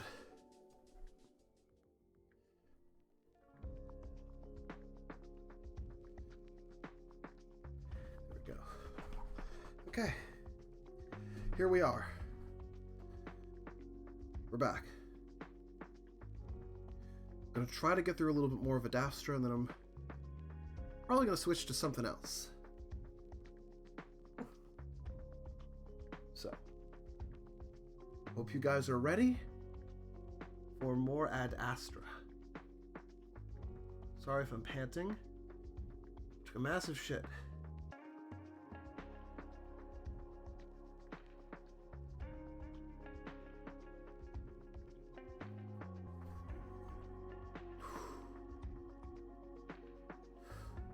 Took a massive shit and then ran up the stairs. I work out. So.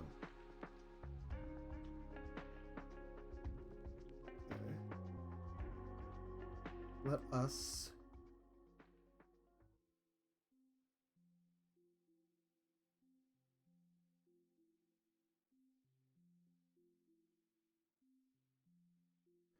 us return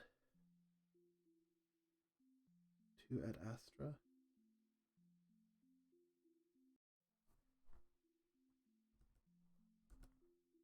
The following days are strange, to say the least. After what happened in the amphitheater, the Wolven population has seemingly taken great interest in me. I guess I'm sort of a celebrity at this point. I got my first taste of this while lounging in the dining room, only half paying attention to the screens when I realized that it's a reenactment of the trial by combat between Amicus and Cato.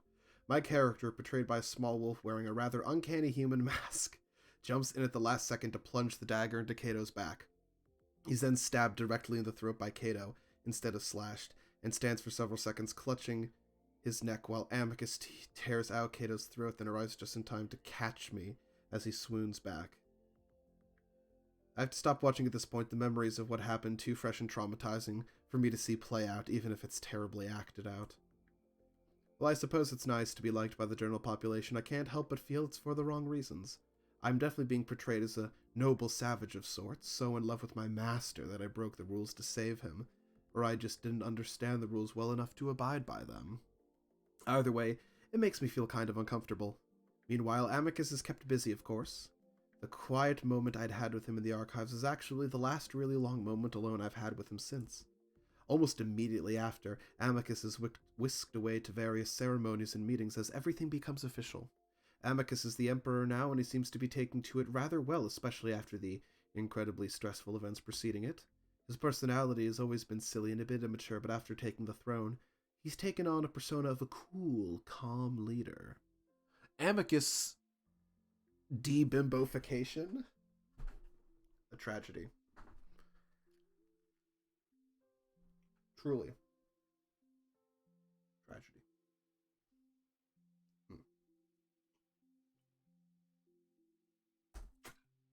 It's a side of him that I've seen occasional flashes of, and while I'm happy to see him fitting the role well, I can't help but feel a bit sad that he has to quash that playful, outgoing side of himself. I suppose it's one of those parts of having to grow up. I try to stay out of his way for now, knowing he has so much to do, but on the second day after the trial, I'm told by combat Amicus wants to speak with me. I open the door and immediately hear Virginia's voice, raised slightly in annoyance. No. Lux is the city in desperate need of funds right now. Lex is doing very well. Well, I'm sorry, but the names are rather similar, are they not? I meant Lux anyway. Even if you actually meant it that way, I can guarantee you the triumvirates won't be pleased hearing you mistakenly refer to which city they are from. All right, calm down. I'll be sure to remember that. And don't yell at me in front of the triumvirates, please. You'll only give my critics more weaponry if I'm seen allowing my own sister to treat me in such a way. All the more reason not to make mistakes, then. The two seem to realize I'm there finally and cease their argument. Marco, we were just finishing our conversation. Were we? I'm going to drill you on all this again on our flight to the city. Virginia makes her way past me, pausing to rest a paw on my shoulder. Maybe I should put you in charge of my brother's studies. At least he listens to you. The she-wolf rolls her eyes before disappearing through the door, leaving us in silence so that Amicus's big, heavy sigh seems to resonate through the entire room. Oh, God, she's relentless. Isn't that a good thing? I suppose, but it doesn't make it any easier to deal with. Amicus is walking towards me and immediately takes me up in a deep hug, followed by a kiss. An amicus from Amicus. I kiss back, feeling Amicus's tense body relax against mine, and I feel happy at the idea that I might be able to relieve his stress so easily. He finally draws back, smiling as he does. How have you been? I know I've been rather absent lately, but... I know, official business and everything. I've been okay, just trying to adjust to all the new... I sweep a hand around me, then hesitantly bring it to my neck. The wound that the parents had somehow healed, my trachea and vocal cords having been replaced and repaired with something. I try not to think about it and have gotten used to it for the most part. Well, I hope you've been adjusting smoothly then. Amicus brushes a paw through my hair, looking me over. What was it you wanted to talk about? Amicus pulls his paw back and the look on his face starts to worry me. Last time on Shut Up Airport. Is it about what happened with the parents? At this point in time, I know that something involved me happened while I had been unconscious. For whatever reason, I had been kept unaware of the conversation that happened between Amicus and the parents. Amicus nods, rubbing an arm awkwardly. Yes, it's rather complicated, so it may take a moment for me to explain it all. The wolf guides me to the sofa, and we sit side by side as Amicus drapes an arm around my shoulder. Over the next few minutes, he tells me of the deal he made with the parents, that he'd submit himself to their will, if only to bring me back to life. It's a similar decision that I had to make, and I shake my head. I don't like that. Why are they doing this to us? Amicus shrugs loosely against me, shaking his head as well. I honestly don't know, but I can tell you that my view of them has changed quite a bit since what happened. So what? Do you have to do whatever they say or something bad happens to me? Again, my hand drifts up to my neck, wondering if there's something more to the mechanics in my throat. An irrational part of my mind wonders if maybe there's some type of self-destruct mechanism built into it. I shudder at the thought of my throat suddenly exploding. I doubt that, but I feel that maybe they would make it difficult for us to stay together if I did. Our meeting together, it was planned by the parents. This was something I'd sort of assumed on my own, but I still bristle nonetheless. See? They're using our love against us. This is just fucked up. Amicus nods quietly, but draws me closer with his arm around my shoulder. So they just draw us together? I was like the most compatible human to you, so now they can make sure we do as we're told so we can stay together? Again, Amicus is quiet, just holding me. I don't like this. Neither do I. So if your job is to bring the galaxies together, what's my job? Amicus takes another slow, deep breath, which only spikes my anxiety. I realize that the release I felt in the archive room was only temporary. In retrospect, I suppose it was a bit silly that I thought everything would be fine after Amicus became Emperor. This is only the beginning. Well, this is what I want to talk to you about. I wait, feeling Amicus steel himself for what he's about to say. And I feel my anxiety grow. How bad could this actually be? Then he lets out the breath with a rush of words, seemingly trying to get the explanation out all at once. Sorry, my nose is being a bitch because I ate food. The parents told me that your mission is to begin the process of integrating humans into the galaxies. I'm only starting to absorb that when Amicus takes another deep breath and starts another slew of words. They want you to return to Earth and complete a series of steps to begin the integration process. A process that will take... Amicus suddenly winces as though the words themselves hurt. That would take about 8 years to complete. That last bit takes the longest for me to comprehend. 8 years? 8 years? Like, I'll have to go to Earth for 8 years and do a bunch of crap to bring my planet into the Galaxius? Amicus nods and I see the deep sadness on his face. This explains why he wasn't exactly happy after we'd escaped the parental dimension. I find myself at a loss for words, even though there's so much I want to ask. Amicus tries to fill the silence. Your planet won't be conquered or anything. Rather, you're already on a sibling-like level. You're unique in that you aren't exactly a sibling species, but you won't be under the control of another civilization, if that makes sense. Aside from the parents, of course. That's a relief, I suppose. Well, the more I learn about the parents, the more I'm unsure about any of this. While I'd once worried about the wolves invading Earth, I'm not sure I'd want the parents to be doing the same. At least they're very hands-off, I guess. And the 8 years, will I be able to see you? I see the corners of Amicus's muzzle dip down deeply, into a frown before stubbornly pulling back up, the way they often did when he was trying not to tear up. No, but I discussed with them those supplements that we take to extend our lifespans. You'll be able to take them to make those 8 years seem more negligible.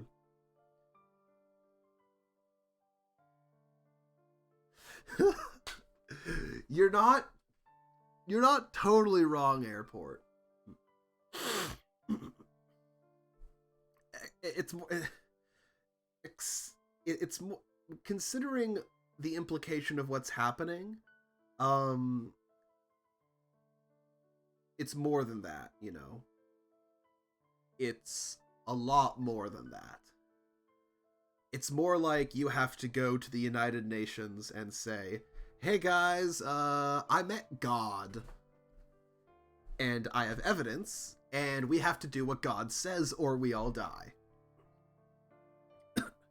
Not from God, mind you, but there's apparently another thing that is as powerful as God that is trying to eat the universe, and we have to stop it.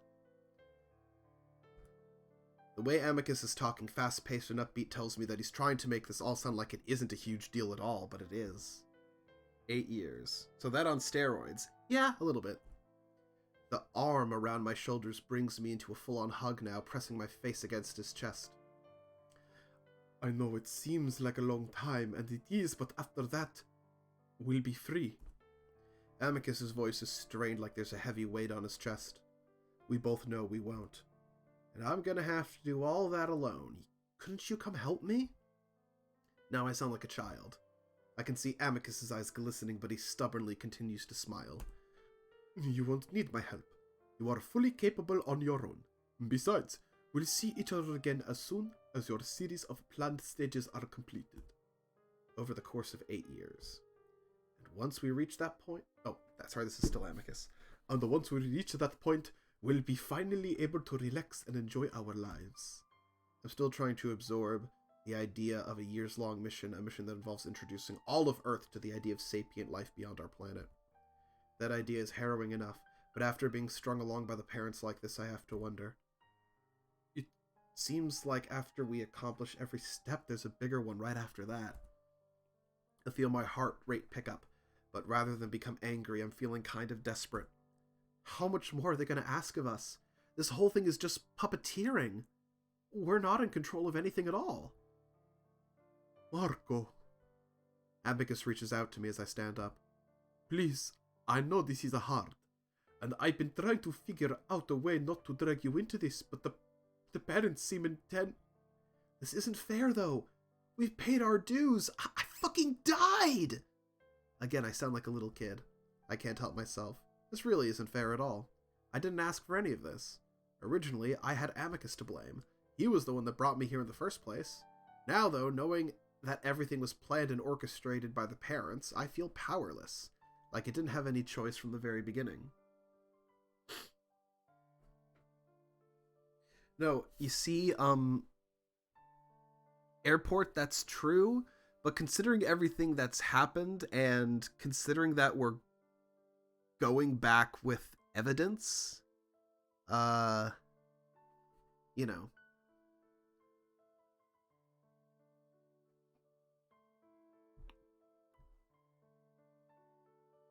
Marco just wanted to grill. It's true. Marco just wanted to grill. I don't even have a say in this. But you do. I haven't gotten to that part yet.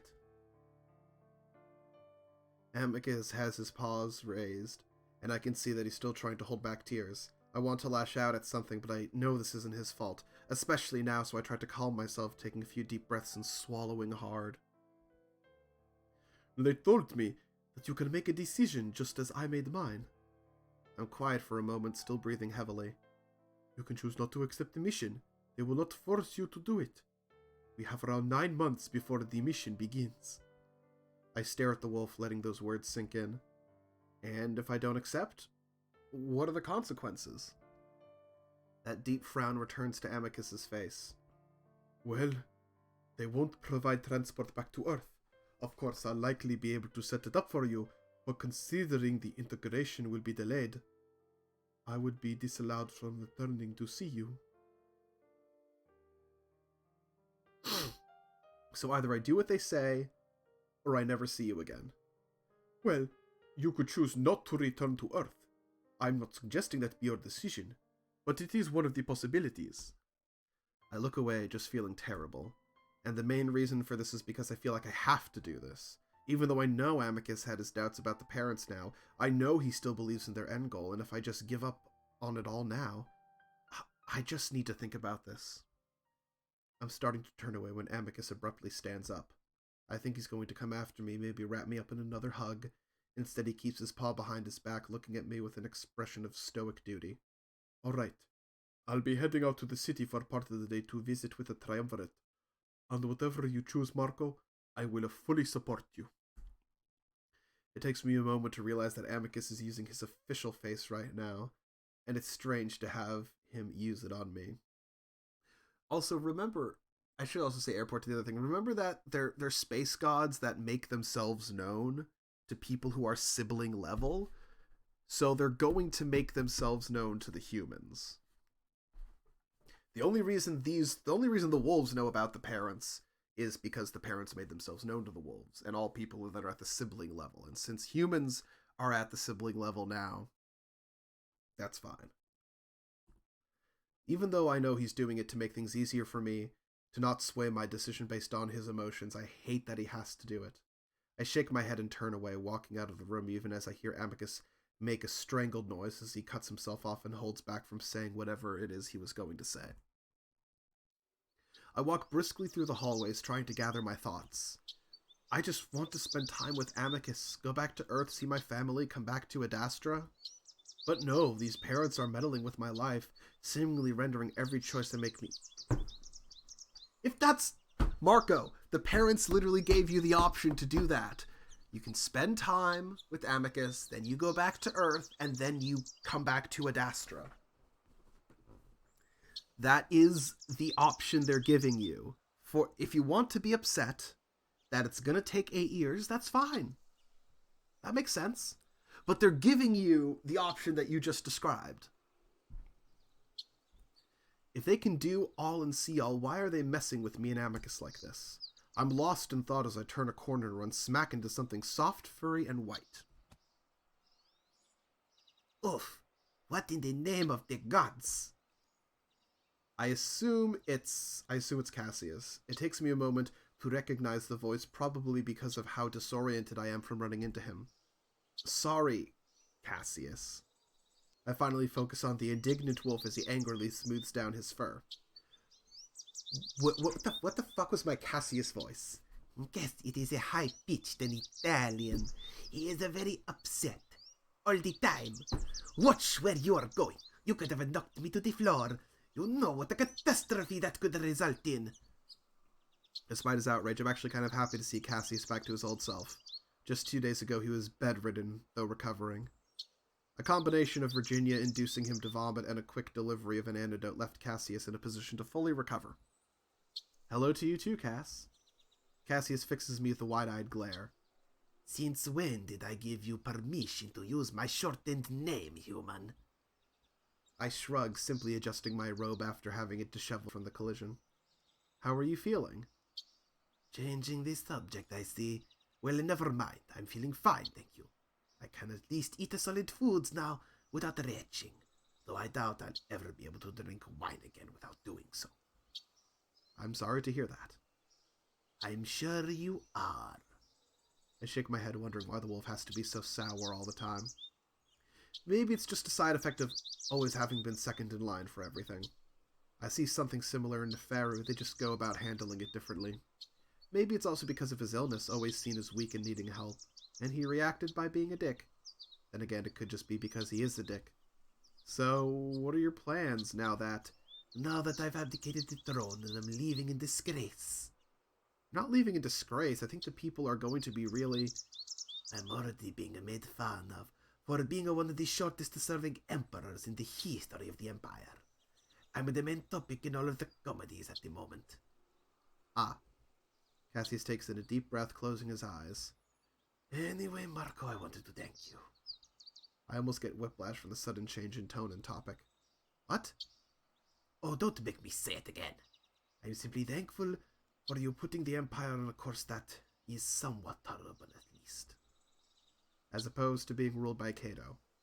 Yes. While I might not believe that my brother is what's best for the Empire, at least he cares for it. And I suppose that's all that I can hope for. Weren't you negotiating a position with Amicus? Cassius looks at me suspiciously, though I have no idea why. I suppose almost being assassinated and also being sabotaged by everyone in the palace has made him a bit wary. That's Is wary spelled differently from weary? I'm pretty sure it is. Have they been spelling it wrong the whole time? I don't know, whatever. I suppose he'll tell you anyway, so yes. I'm looking to become the chief of social affairs. He rolls his eyes at my lack of reaction. In other words, I will be making sure that the Adastra's most vulnerable are taken care of. That all will someday receive the financial, social, and especially medical care that they need. I perk up. Oh, good. That's kind of what you were all about with your campaigning, right? Yes.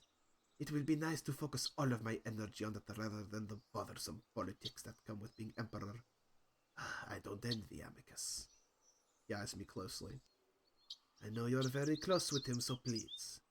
If I must ask anything of you, it's to make sure that he does not forget those outside the Triumvir cities. Their situation is desperate, and if we are truly going to reap fortune from an alliance, they should be the first to benefit, not the Adastran elites. It's one of those rare moments that Cassius is being completely genuine with me, so I nod earnestly. Of course.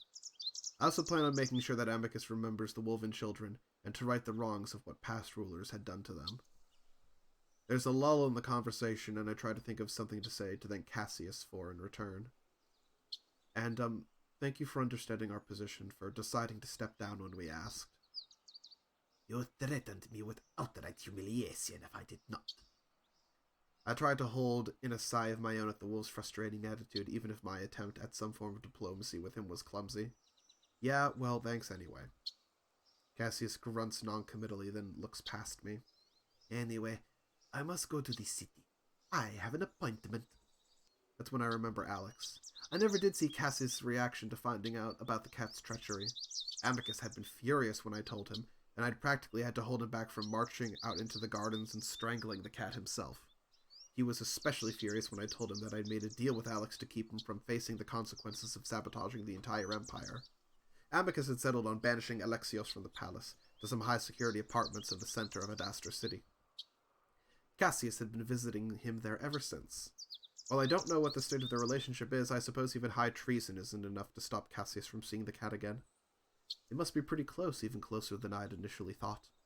I'm curious, but stop myself from asking, as I know that would only lead to more glares and sneers from the wolf. So instead I just bow and step aside, a bit surprised when Cassius bows in return, even if it's mostly just a half-hearted nod.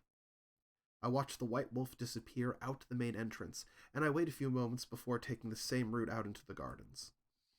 While the conversation with Cassius had distracted me for a bit, my mind wanders back to what Amicus had just told me. I can't stop the feeling of constriction that seems to wrap around me, bound to the will of these supposedly all-knowing creatures. I sit for a while on the bench contemplating everything while my hand absently caresses my repaired neck. I'd pressed a bit harder against the skin a few times and didn't like the unfamiliar shapes and edges that I felt. I'd asked Amicus how the parents had done it, how they had the time to place the machinery in my neck, and also make me start breathing again. Of course, it turns out it's one of those parental tech things that no one really understands. It seems to have happened instantaneously, as if I've been whisked away somewhere else to have surgery, before being placed back in the archives. Apparently, when Amicus's father had asked the parents to restore Cato's sight, it had just happened overnight, the old wolf surprising everyone when he walked into the dining room with his brand new visor. That had been over a decade ago, and that gets me wondering why the parents did that if they knew Cato would go on to do the things he did. He blatantly got in the way of their plans. Why would they let him hold such an influential position in the Empire, let alone restore... The answer to this question is so fucking obvious. Because they knew that it was going to take Cato doing all this to make Amicus ready for his position, and also to make you, Marco, ready for your position. Again, you can be mad at the parents for some things. This is not one of them. This one makes sense.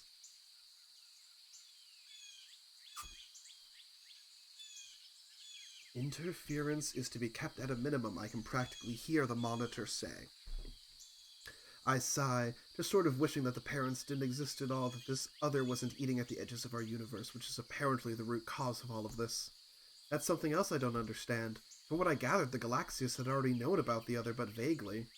Amicus had almost described it to me when I first arrived here and been told that all life originated from the same source, except the other.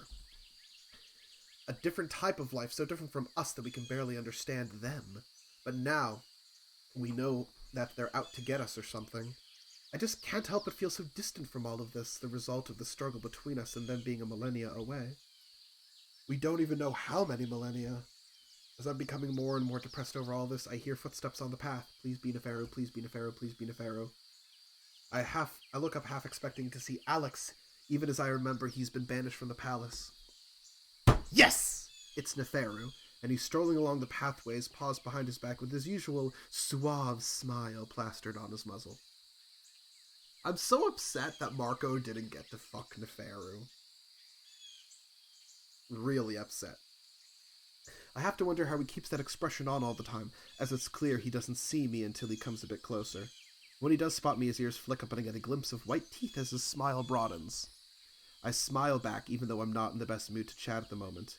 Still, I scoot over to make room on the bench, and Neferu greets me with the bow, along with a... Anne!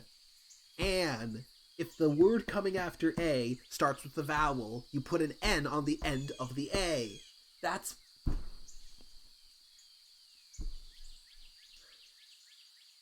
Like... I don't remember if the person who originally wrote this is not a native English speaker. That's fine. But you couldn't get an editor for this? Or he sits next to me, crossing one leg over the other. Beautiful day. He says it wistfully as I just nod in agreement. Though, I can see that you're not enjoying it as much as I am. Is everything all right, Marco? I'm about to give him a generic answer before I sigh, leaning back on the bench. No, not really, Neferu. I find that a bit surprising considering the way things have gone the past few days. I shrug. I mean, aside from almost dying, I guess everything here is good, but out there, I nod up at the sky at space. I just don't know what to do. Perhaps I could offer some advice? I remember that Amicus had told me to keep the revelations about human civilization a secret, at least until the parents give further instruction. I don't know. I think I'm kind of just stressed out about going home. About how I'm gonna do it, you know? I definitely understand, for I am in a similar boat. Unfortunately, I have little advice on that particular matter. I glance over at him, watching as he rhythmically bounces the Blackfoot about, wiggling the toes and claws. Is Kimi still pissed about what happened? Oh yes, furious. They're still threatening to cut all diplomatic relations with Adastra if Amicus doesn't make things right somehow. Makes things right? Yes, despite the fact that my family very nearly despises me, they actually despise that our name has been sullied by wolven disrespect. How you were almost executed. That, and also the fact that Cato released the footage of his attack on my person before the scheduled execution. It's been in heavy rotation on the news channels ever since.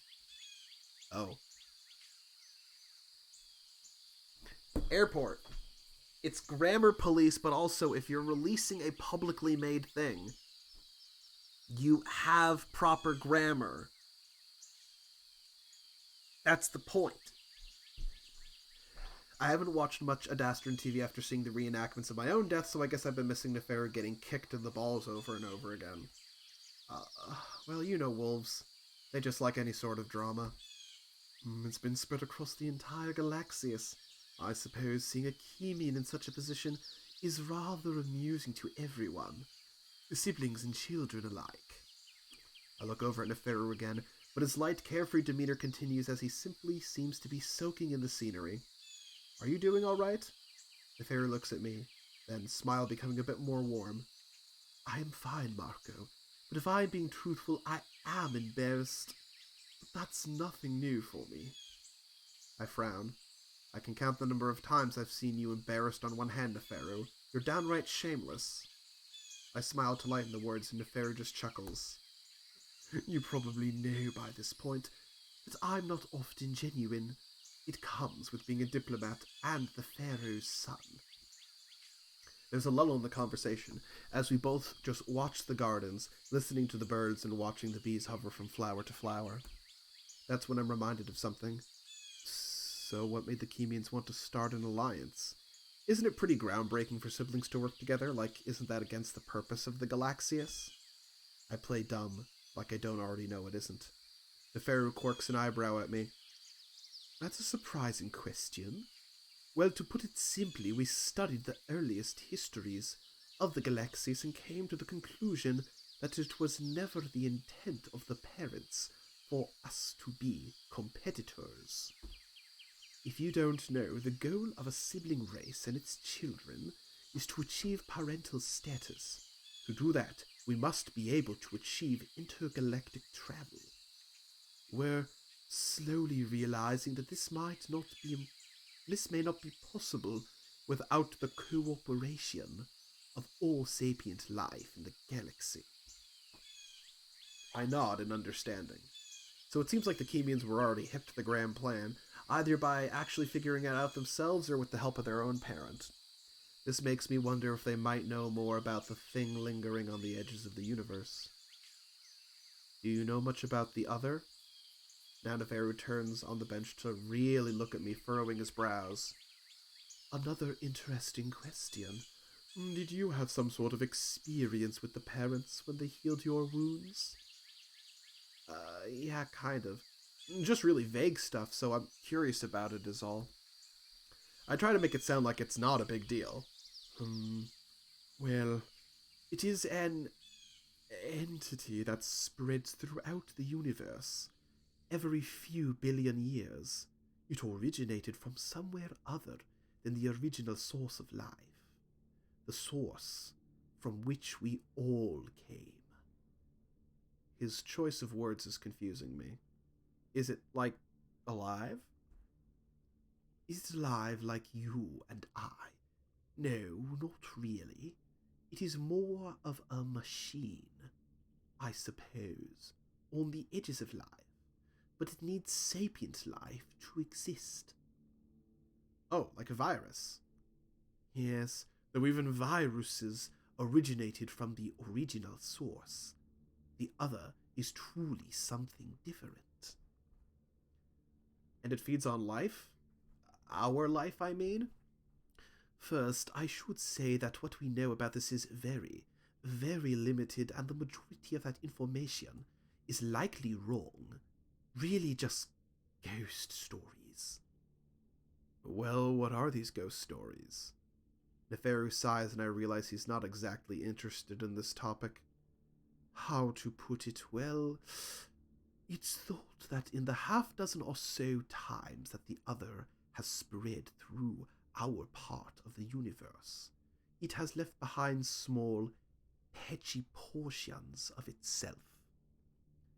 It is technically all around us, but very weak, though it is thought that highly concentrated portions of it, attached to tangible things, or occasionally pass through us. I feel a little tingle down my spine. And what does it do? Neferu shakes his head. I'm sure your people have stories of phenomena that are unexplainable, perhaps an abandoned building that is inhabited by malicious spirits, possibly a creature that defies all logical explanation, yet sporadically appears in a particular forest. Wait, like supernatural stuff? I give the jackal an incredulous look, and he shrugs and laughs. So the stories say. They also say that sapient consciousness is used by the other to project these manifestations, and that the sapient's reaction to these projections feeds the entity. Personally, I feel the legends surrounding the other are simply catch-all for anything that is feared, or poorly understood, or just the product of a bored society. I think back to what little I know about ghosts, monsters, even aliens or UFOs, and immediately, the idea is too ridiculous for me to accept. Why haven't I heard of this while I've been here? You probably have, but just didn't understand the topic at the time. Either way, it's never a serious worry on anyone's mind, considering how rarely this entity makes contact with our side of the universe. I just stare at the ground, not really sure of what to say. Like Neferu, I find myself not very interested in the topic anymore, and our discussion moves on. We talk of Neferu's plans, when he might return home, and how I might help him secure the alliance. Eventually he gets up to return to his room for a nap, leaving me to sit on the bench in silence. If I'm being honest, the conversation has left me feeling a bit strange about this whole intergalactic war the parents are preparing for. It sounds more like we're getting ready to fight off an army of space ghosts rather than anything real. I sit there for a long while, opening my mind a bit, kind of hoping that the monitor will swing by and dump a little more information on me that I can work with, even though I know that's not really in his nature. The problem is that I already know that I'll probably do this mission. In the end, I kind of feel like I have to trust in these parents, despite how awful they're being to me and Amicus. It's for the good of all sapients, right? And if it isn't, well, I don't want to imagine we're all doomed at the hands of some maniacal space gods. Things stay predictably quiet, and as I'm thinking about heading back to Amicus's room to see if he's returned, Com's voice makes me jump. Amicus would like to let you know that he is currently in the bath, and if you would like to, you can join him. However, he wants to make it explicitly clear that it is your choice, and that if you need more time... Thanks, Com, I'll head there now. Yes, Marco.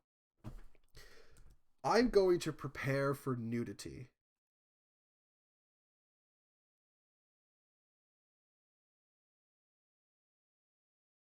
I'm going to prepare for nudity. I don't think this is one of the nude scenes, but I want to be sure. Yes, Marco. I immediately spot Amicus as the door slides open, and I see the wolf jolting up from leaning back against the edge of the pool before quickly leaning back again, raising a paw casually. I walk through the steamy air to stand behind Amicus, next to the bench, and he looks back at me with a gentle smile. Yep, I was right. Amicus stick. Okay, I'm glad I have the oh no up. Oh, thank God. Thank God. He's just naked. There's no porn yet. Soak with me? I nod wordlessly and slip out of my robes and underwear before walking to the edge of the pool. With a little hop, I dip in quietly all at once, mostly used to the scalding temperature at this point. As I come up, Amicus reaches out to me and I press up next to him, fitting against the curve of his chest in that familiar, easy way. How was the meeting with the triumvirates? Good, good. Lots of seemingly pointless talk and etiquette, but as you and I know, it's necessary. As long as there aren't any riots.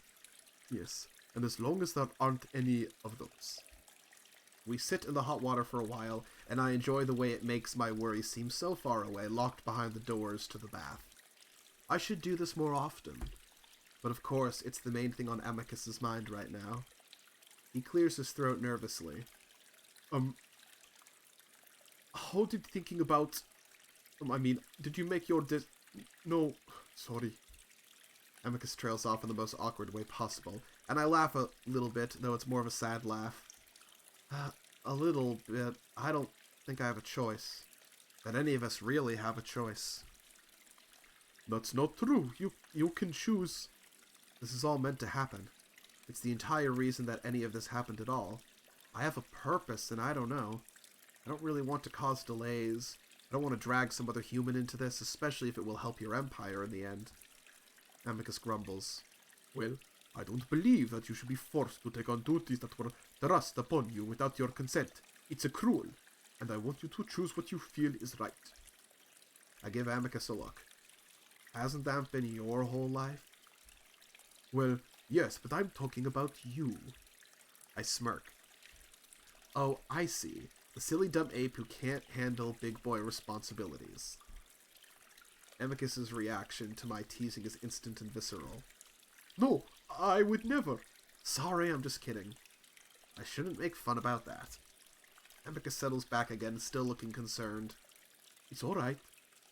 I just don't want you to ever feel that way again. Amicus sighs deeply.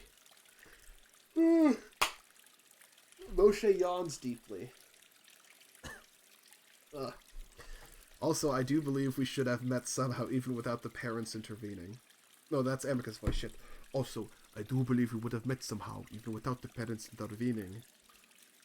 Now I really give Amicus a look. Seriously? Of course. Something this special can't be stopped by the likes of time and space. Amicus starts pulling me into his body, nuzzling me. Anyway, I'm not completely sure yet. I need time to think about it, and we do have 9 months. Take your time, but if you choose to go, you must promise me one thing. I feel a little apprehension at that. Yes? Well, 8 years is quite a while for a human lifespan, so I know you rejected them initially, but please start taking the life extension medication. There is a formula, especially for primates. I need you around for I need you around for as long as I am, Marco. I realize then how well Amicus is taking this whole 8 years thing, and I have to wonder if he's just trying to make it sound less bad than it actually is. 8 years is a long time, whether you're a human or a wolf. I'd actually forgotten about the lifespan extending medication after Amicus had told me about it. For whatever reason, extending my life by decades, even hundreds of years, didn't really appeal to me at the time. But now, all I want is more time, so I nod. Of course.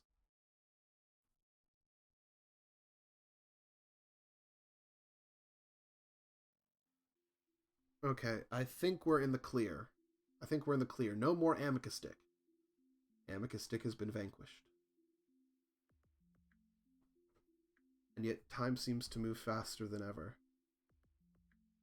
Hang on a sec here.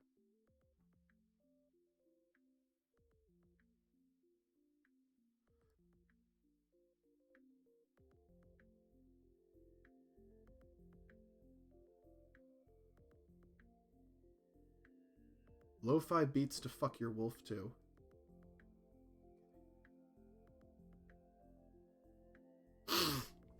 And yet time seems to move faster than ever. This is on top of the fact that 9 months is quite a few more days here on Adastra than it would be on Earth. Still, the days fly by, and I think it mostly has to do with my life not being in peril anymore. I'm not dreading a trial or fight that will determine my future. Now it's more of a slow burn that just blends together. Life in the palace becomes routine again. I have my own little schedule that involves gardening and watching certain programs on Adastra TV that I've actually grown to tolerate. I start to study using Com as my teacher to learn as much as I can about Adastra and Galaxia's history. I even have enough time to start learning the language. Apparently they never bothered to name their own language, which is a very Wolven thing to do. But as I've noticed when I first arrived, it's nearly identical to Latin back on Earth. Which for some reason, despite studying ancient Roman history, Marco, you don't know. It's it's the one detail I hate the most. I can overlook everything else, but that's really biting. This makes it fairly easy to pick up considering I'd studied some Latin back in school.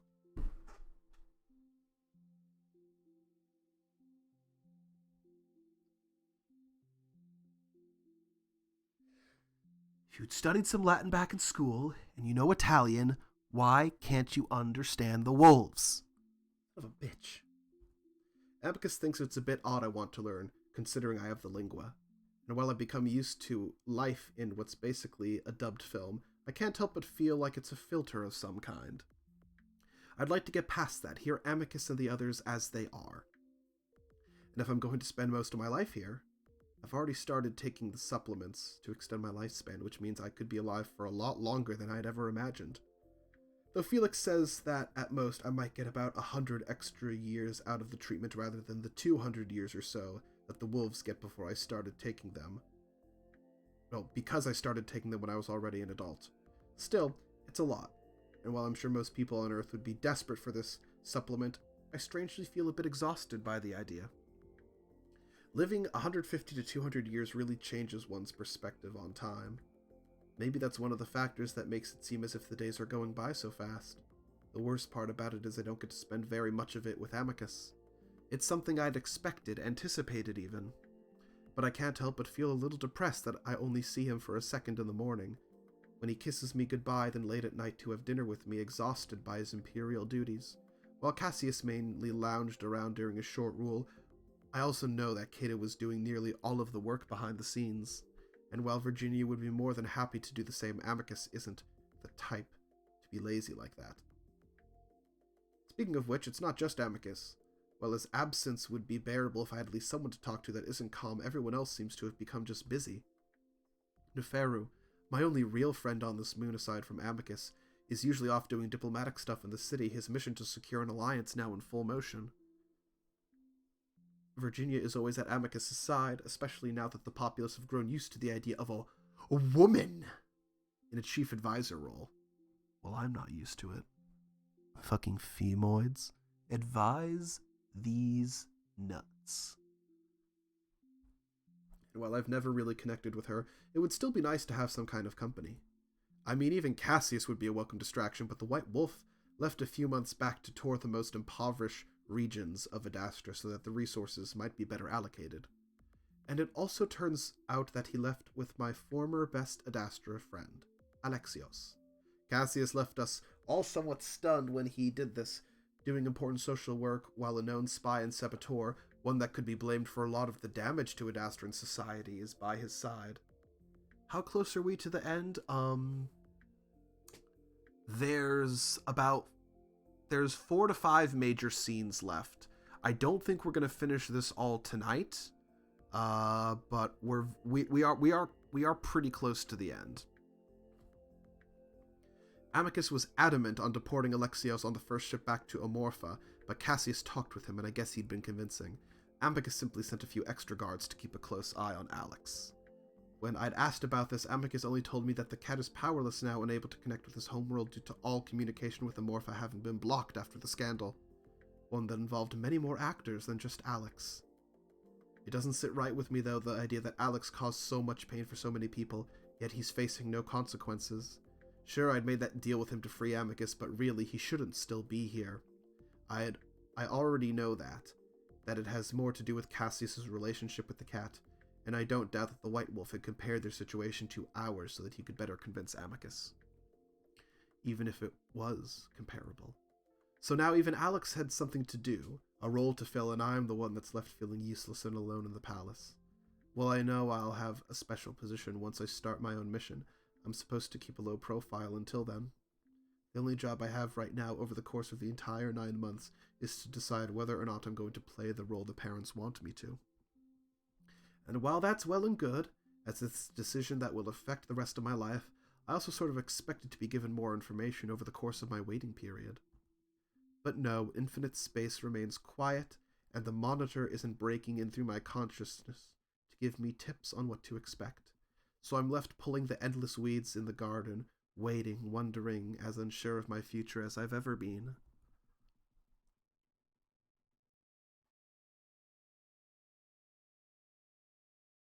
Marco. I don't think there's Amicus Dick here, but I'm gonna, just in case. I crack open my eyes, seeing the large silhouette of Amicus in the dimmed lighting of the bedroom.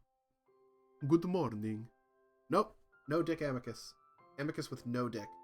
There's not a single dick on this Amicus. I smile and reach out my hands, expecting the usual hug and kiss before he's off for the day. Instead, though, he sits on the bed next to me, running a paw through my hair gently, pushing it back away from my forehead. Your fur is a mess. I mean, I did just wake up. It's cute. Amicus continues to brush his fingers and claws through my hair. I watch him for a moment, a bit confused. You alright? Very much so. I look over at the curtains, seeing the soft light of dawn creeping around the edges. If this is the scene I think it is, this is going to get very adorable very fast. Don't you have to go to the city? Nope. Okay, do you have the day off? You're acting a little odd. Oh, so you don't know. Know what? An irrational part of me begins to wonder if the 9 months is already up, even though the last time I'd calculated it out I still had 4 months left. I'm honestly glad you don't. I was hoping to surprise you. It is the scene I was thinking of. I close my eyes in only the slightest amount of frustration.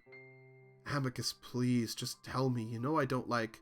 I hear rustling from the wolf in front of me, and open my eyes to the sight of a bouquet of flowers being held out to me. Like last time, it's dominated by lavender, and its smell surrounds me, a smell that my brain has exclusively tied to my wolf. Meanwhile, white and pink flowers along the edges complement the purple. I stare at it in surprise, unsure of what to think or say. Amicus fills the silence. Happy Lover's Day. Oh, his voice. Happy Lover's Day, Marco. The wolf continues to hold out the bouquet insistently, so I finally reach up and take it, noticing it looks much nicer this time versus Amicus's first bouquet. Oh, thank you? You're welcome. I sit there holding the bouquet awkwardly for a few seconds, noticing the stems dripping slightly on the blanket, so I hold them out over the edge. So is this some kind of Adastran holiday? Indeed, to celebrate those who you love and cherish, and for me, that is you, Marco. I love you. Though I'm still feeling a bit dazed at the unexpectedness of it all, I manage to smile. You too, Amicus. Kinda wish I'd known. I didn't get you anything. Amicus waves his paw dismissively in the air. Phew, the flowers are simply a human touch that I knew you'd appreciate. Besides, this isn't a gift-giving occasion. It's a go-out and enjoy yourself occasion.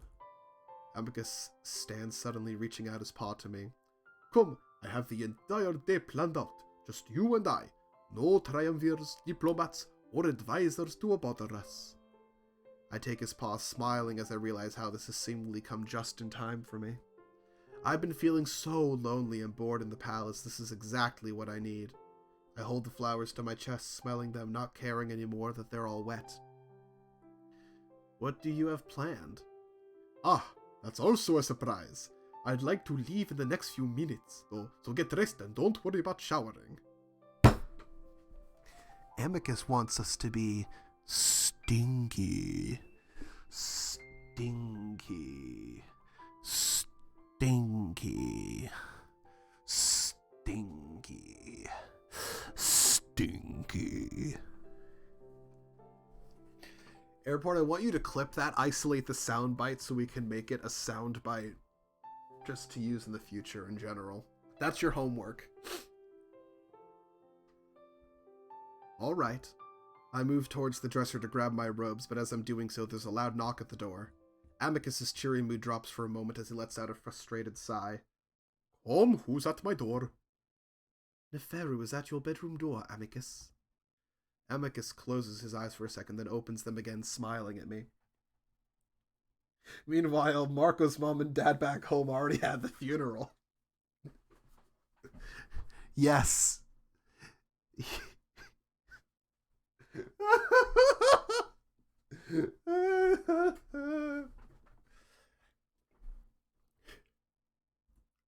One moment, probably just wanted to wish us a good Lover's Day. Or something. Amicus strides over to the door while I quickly pull out a clean robe, pulling it over my body as the door opens. Neferu, did you need something? Hello, Amicus. And Ahotep be with you, Marco. Neferu pokes his head around Amicus's bulk, which the wolf is clearly trying to use to shield me from view, even though I'm already in the process of tying my robe on. Ahotep be with you. I mumble back, nodding in the jackal's direction. What was it you needed? Well, you are needed by the council. The Chemian ambassador and vizier arrived an hour ago, and they requested we begin our meeting at once. What? No! Amicus lets out a groan of frustration, leaning his head back and tilting his muzzle toward the ceiling. Didn't Colm notify you? I've been waiting in the carriage for 15 minutes. Virginia's already there. Neferu leans sideways slightly to look at me again. Am I interrupting something? It's Lover's Day.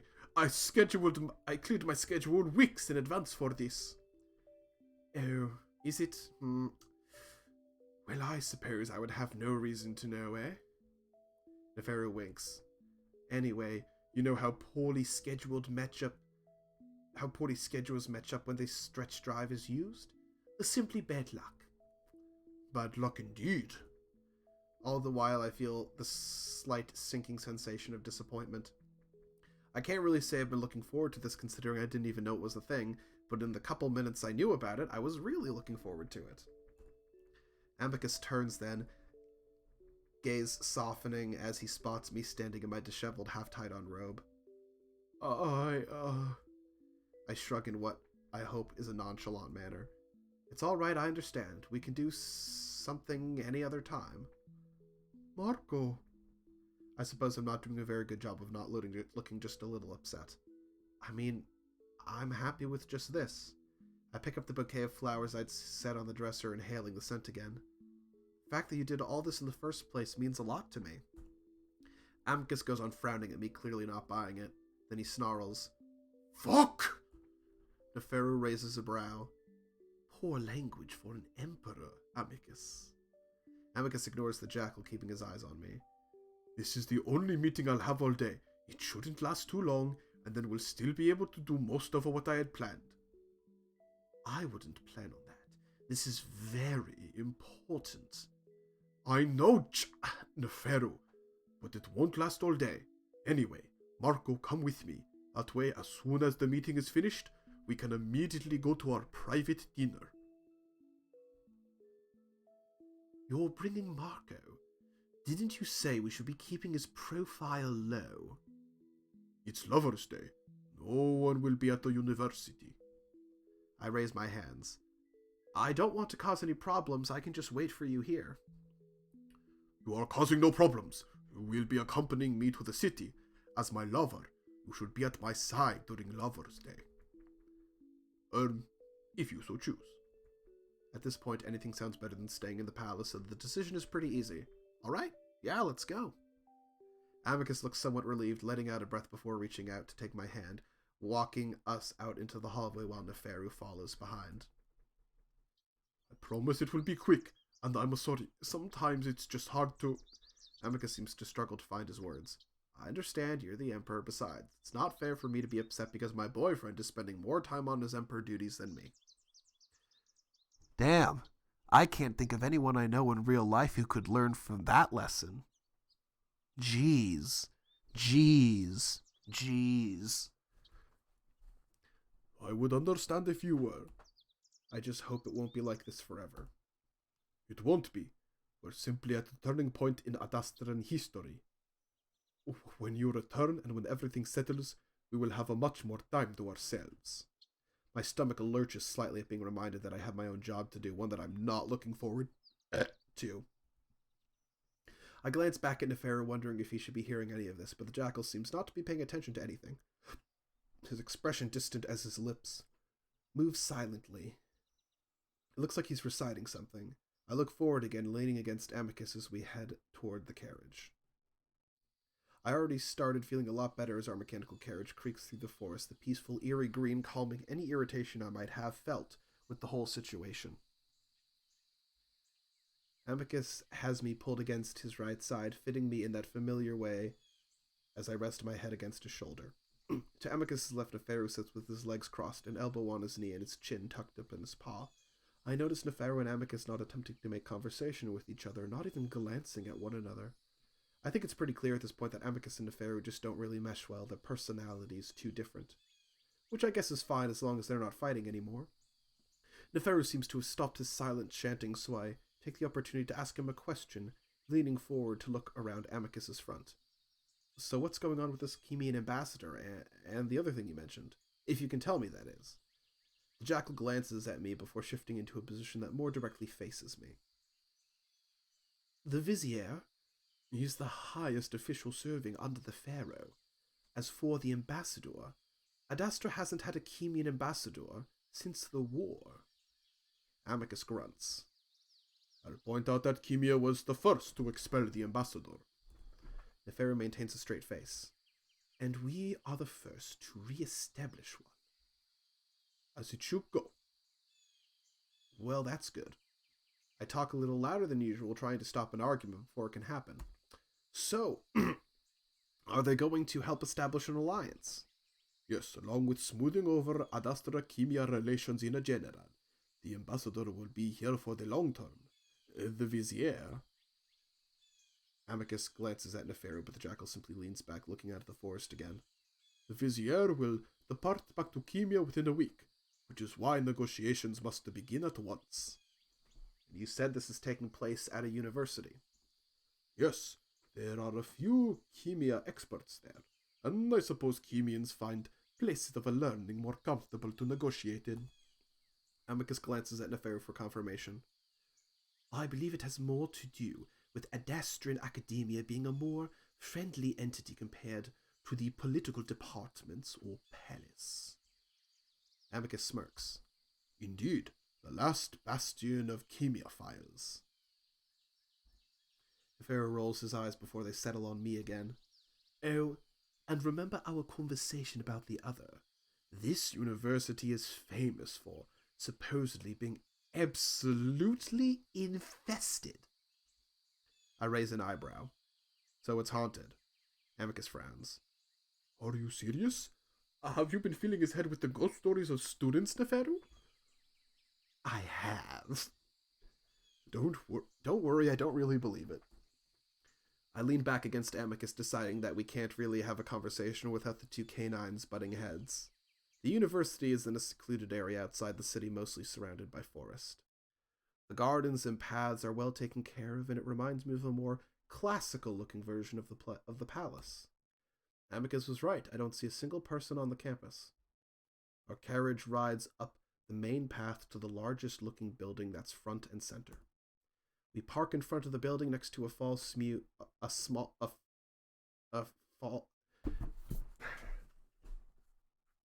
I know how to say words, I swear. A few small aircraft before getting out and heading inside. Okay, I said I'd read for about another hour. This is that point, so I think we're going to stop here.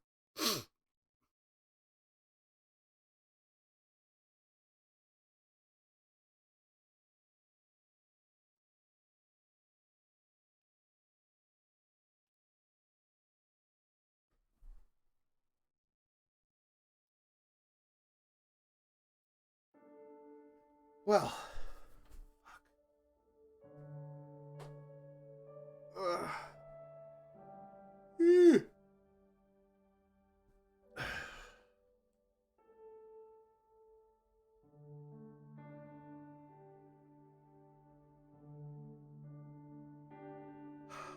What a time, huh?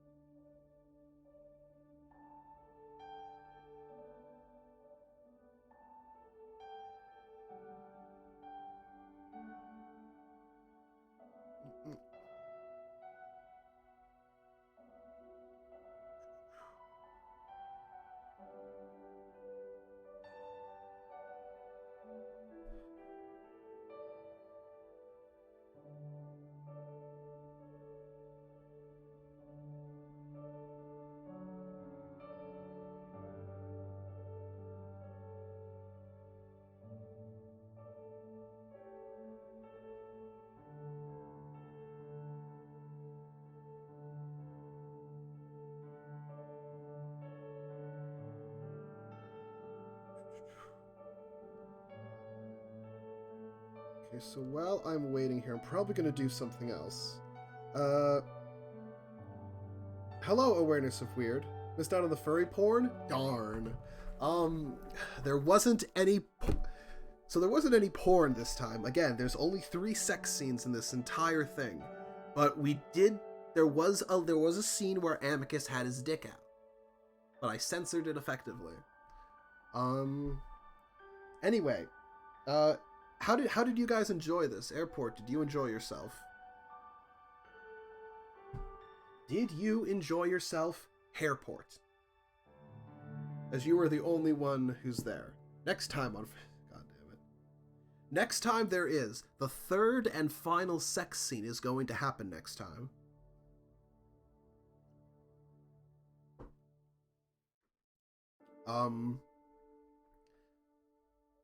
But yeah,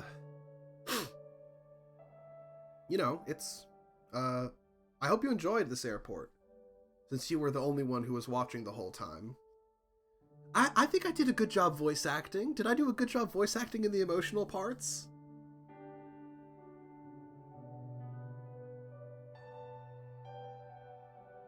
Well, Airport, I told you. That's, depending on what we did, either that scene was going to be the last scene or it was going to keep going. You like it, don't you, Moshe? I've literally said before that this is, in my opinion, one of the better written furry visual novels, so I sort of do, although there's things about it that frustrate me. I have never hidden the fact that I don't mind this, I don't mind this visual novel, and of course I like the sex scenes, of course I do. Not bad, could have used more uwoos. But yeah, no, I think I did a good job. I think I did a good job today. And also a reminder, Alex, you weren't here for it, but the main reason I'm reading this is because about a year ago, I asked people on my server, on the server, for ideas for new games to do. Someone from the furry server I'm on recommended Adastra, and I made the mistake of saying I'll throw it into the mix, and everyone voted for it. Including all of the non-furries. Airport voted for it. Airport wanted me to read it. So, there you have it.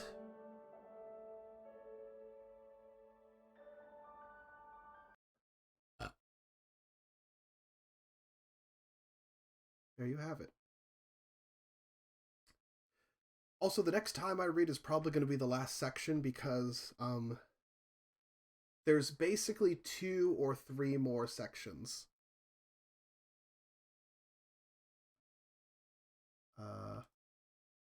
So yeah, I mean, so we are, like, for the record, we are almost done with it. There's, without spoiling anything. Is that, yeah, that's good. Okay. Without spoiling anything, we have Lover's Day, and as implied by the name, you know,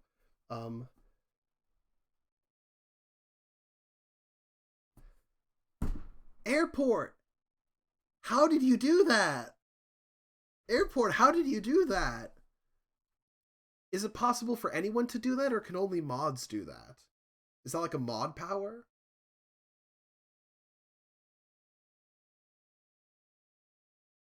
Or can anyone do that? That's awful. That's awful. You guys would absolutely abuse that. Okay, good. Good, because if anyone can do that, that's awful. If you abuse that privilege, Airport, I'm taking away your mod status. Let me see here. So, the night is almost over. Well, not almost over, but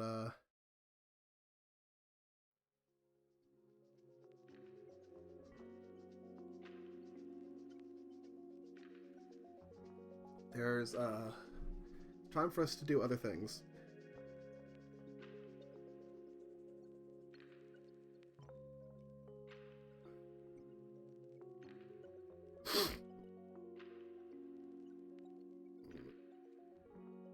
Okay.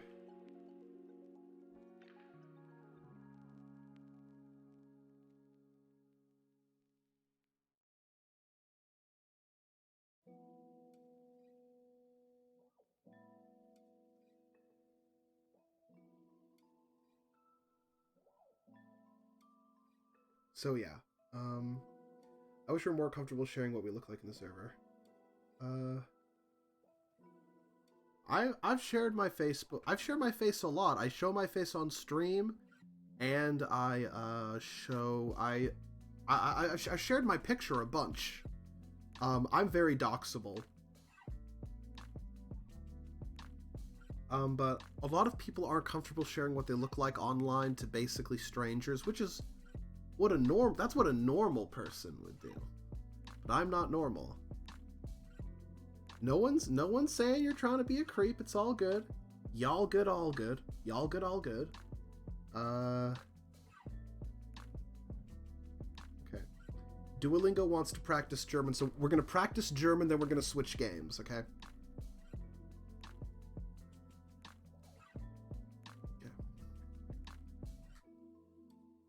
You guys get ear cam.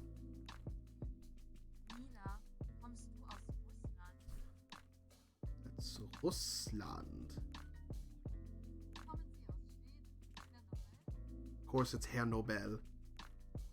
Kommen Sie aus Schweden, Herr Nobel?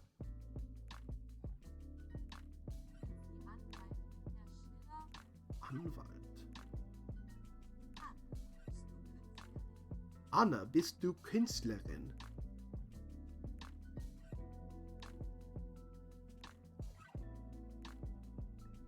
Bist du Künstler, Max? Anwältin.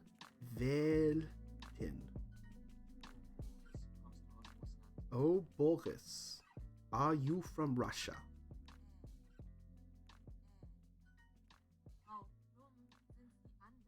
Miss Klum, are you a lawyer?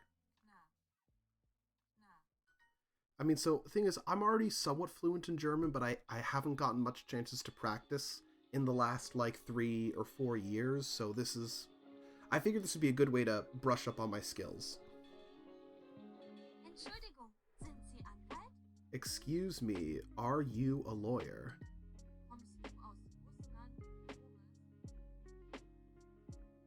Do you come from Russia, Boris? Mr. Bergman, are you from Sweden? Herr Bergman. Kommen Sie aus Schweden? Excuse me, are you a lawyer? Are you a lawyer, Max? Oh, no, not a lawyer, artist. Fuck. Anwalt ist Why would they do that? Wir lieben Deutsch, ja. Das lieben wir wirklich.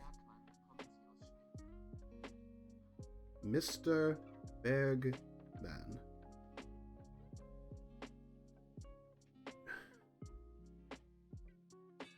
Do you come from Sweden? Are you a lawyer or a doctor, Mr. Musiel. Are you an artist, Max?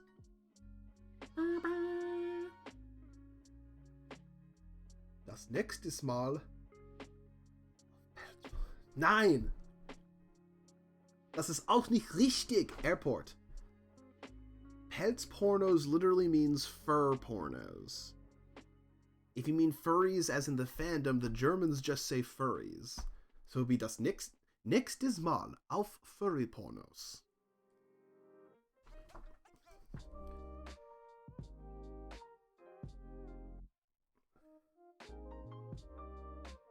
I'm in the Silver League.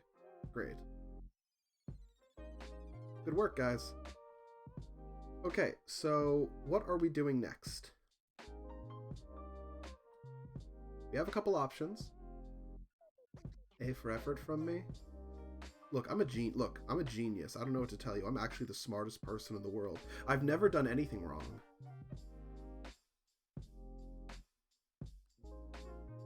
Thank you. Thanks, me. Furry in a German sentence to say furry porn. Yeah. Das ist... So, for example, if in German you want to say, I love furry porn, you would say, Ich liebe furry porno. Or simply, Ich liebe furry porn. Please don't clip that. But yeah, so, what else do you guys want to see tonight? It looks like you two are the only ones watching. So we could do World of Warships. We could do the Railroad game. We could do, I don't know. Could do balloons potentially, if you wanted. I'm not interested in playing balloons right now, but if you really wanted to, we could do that. No, I will never play Genshin Impact. You cannot make me. I've already said this.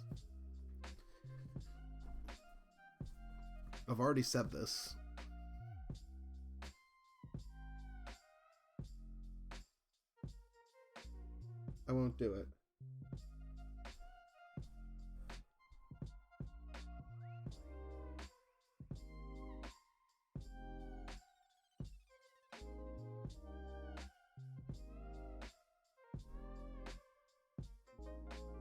Cause I don't want to. I'm not interested in it.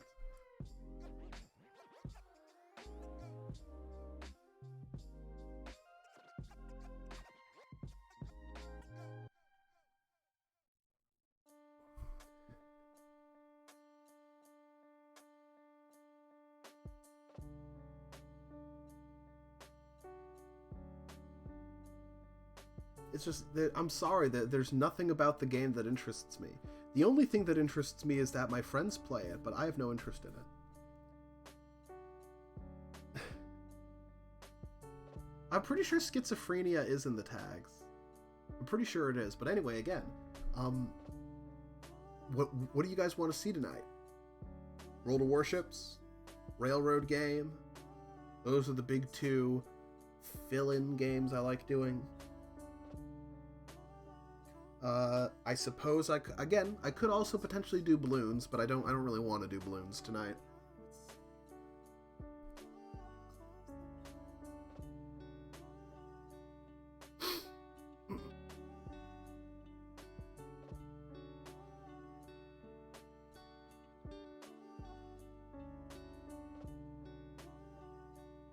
Do you like that game, Airport?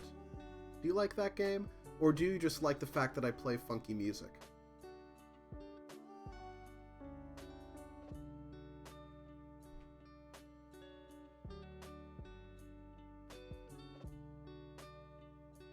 Do you actually enjoy it, Airport?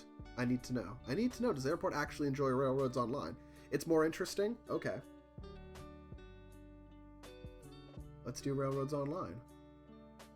Let's see here. Switching games.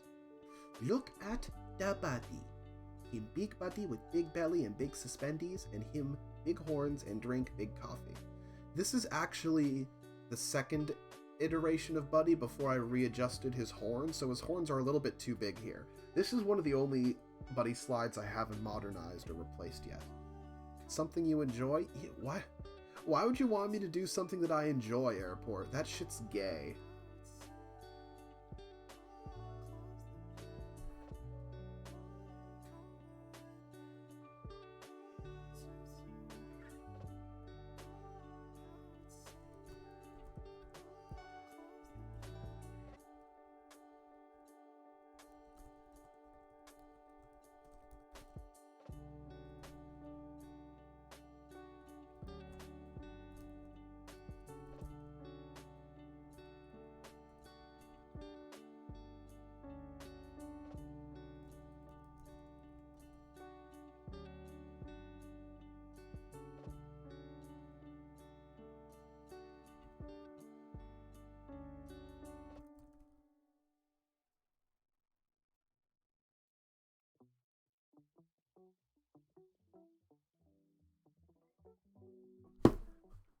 Airport, I'm going to kill you.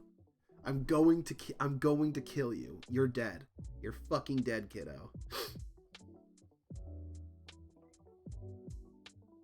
Ugh.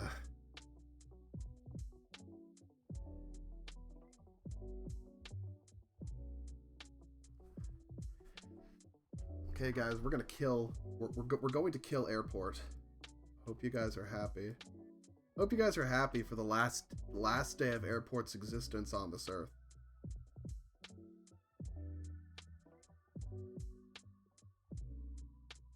Oh my god. Jesus fucking Christ, Alex, why? It's fine. I shouldn't suggest things you like to play. I was being zergizdig. I was making a big finny.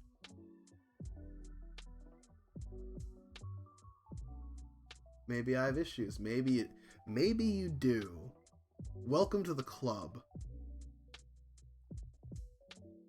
There we go.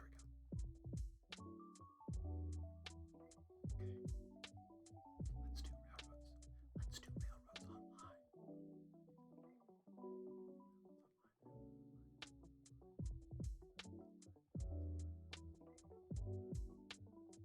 Travelers, shut the fuck up, Airport. Shut the fuck up.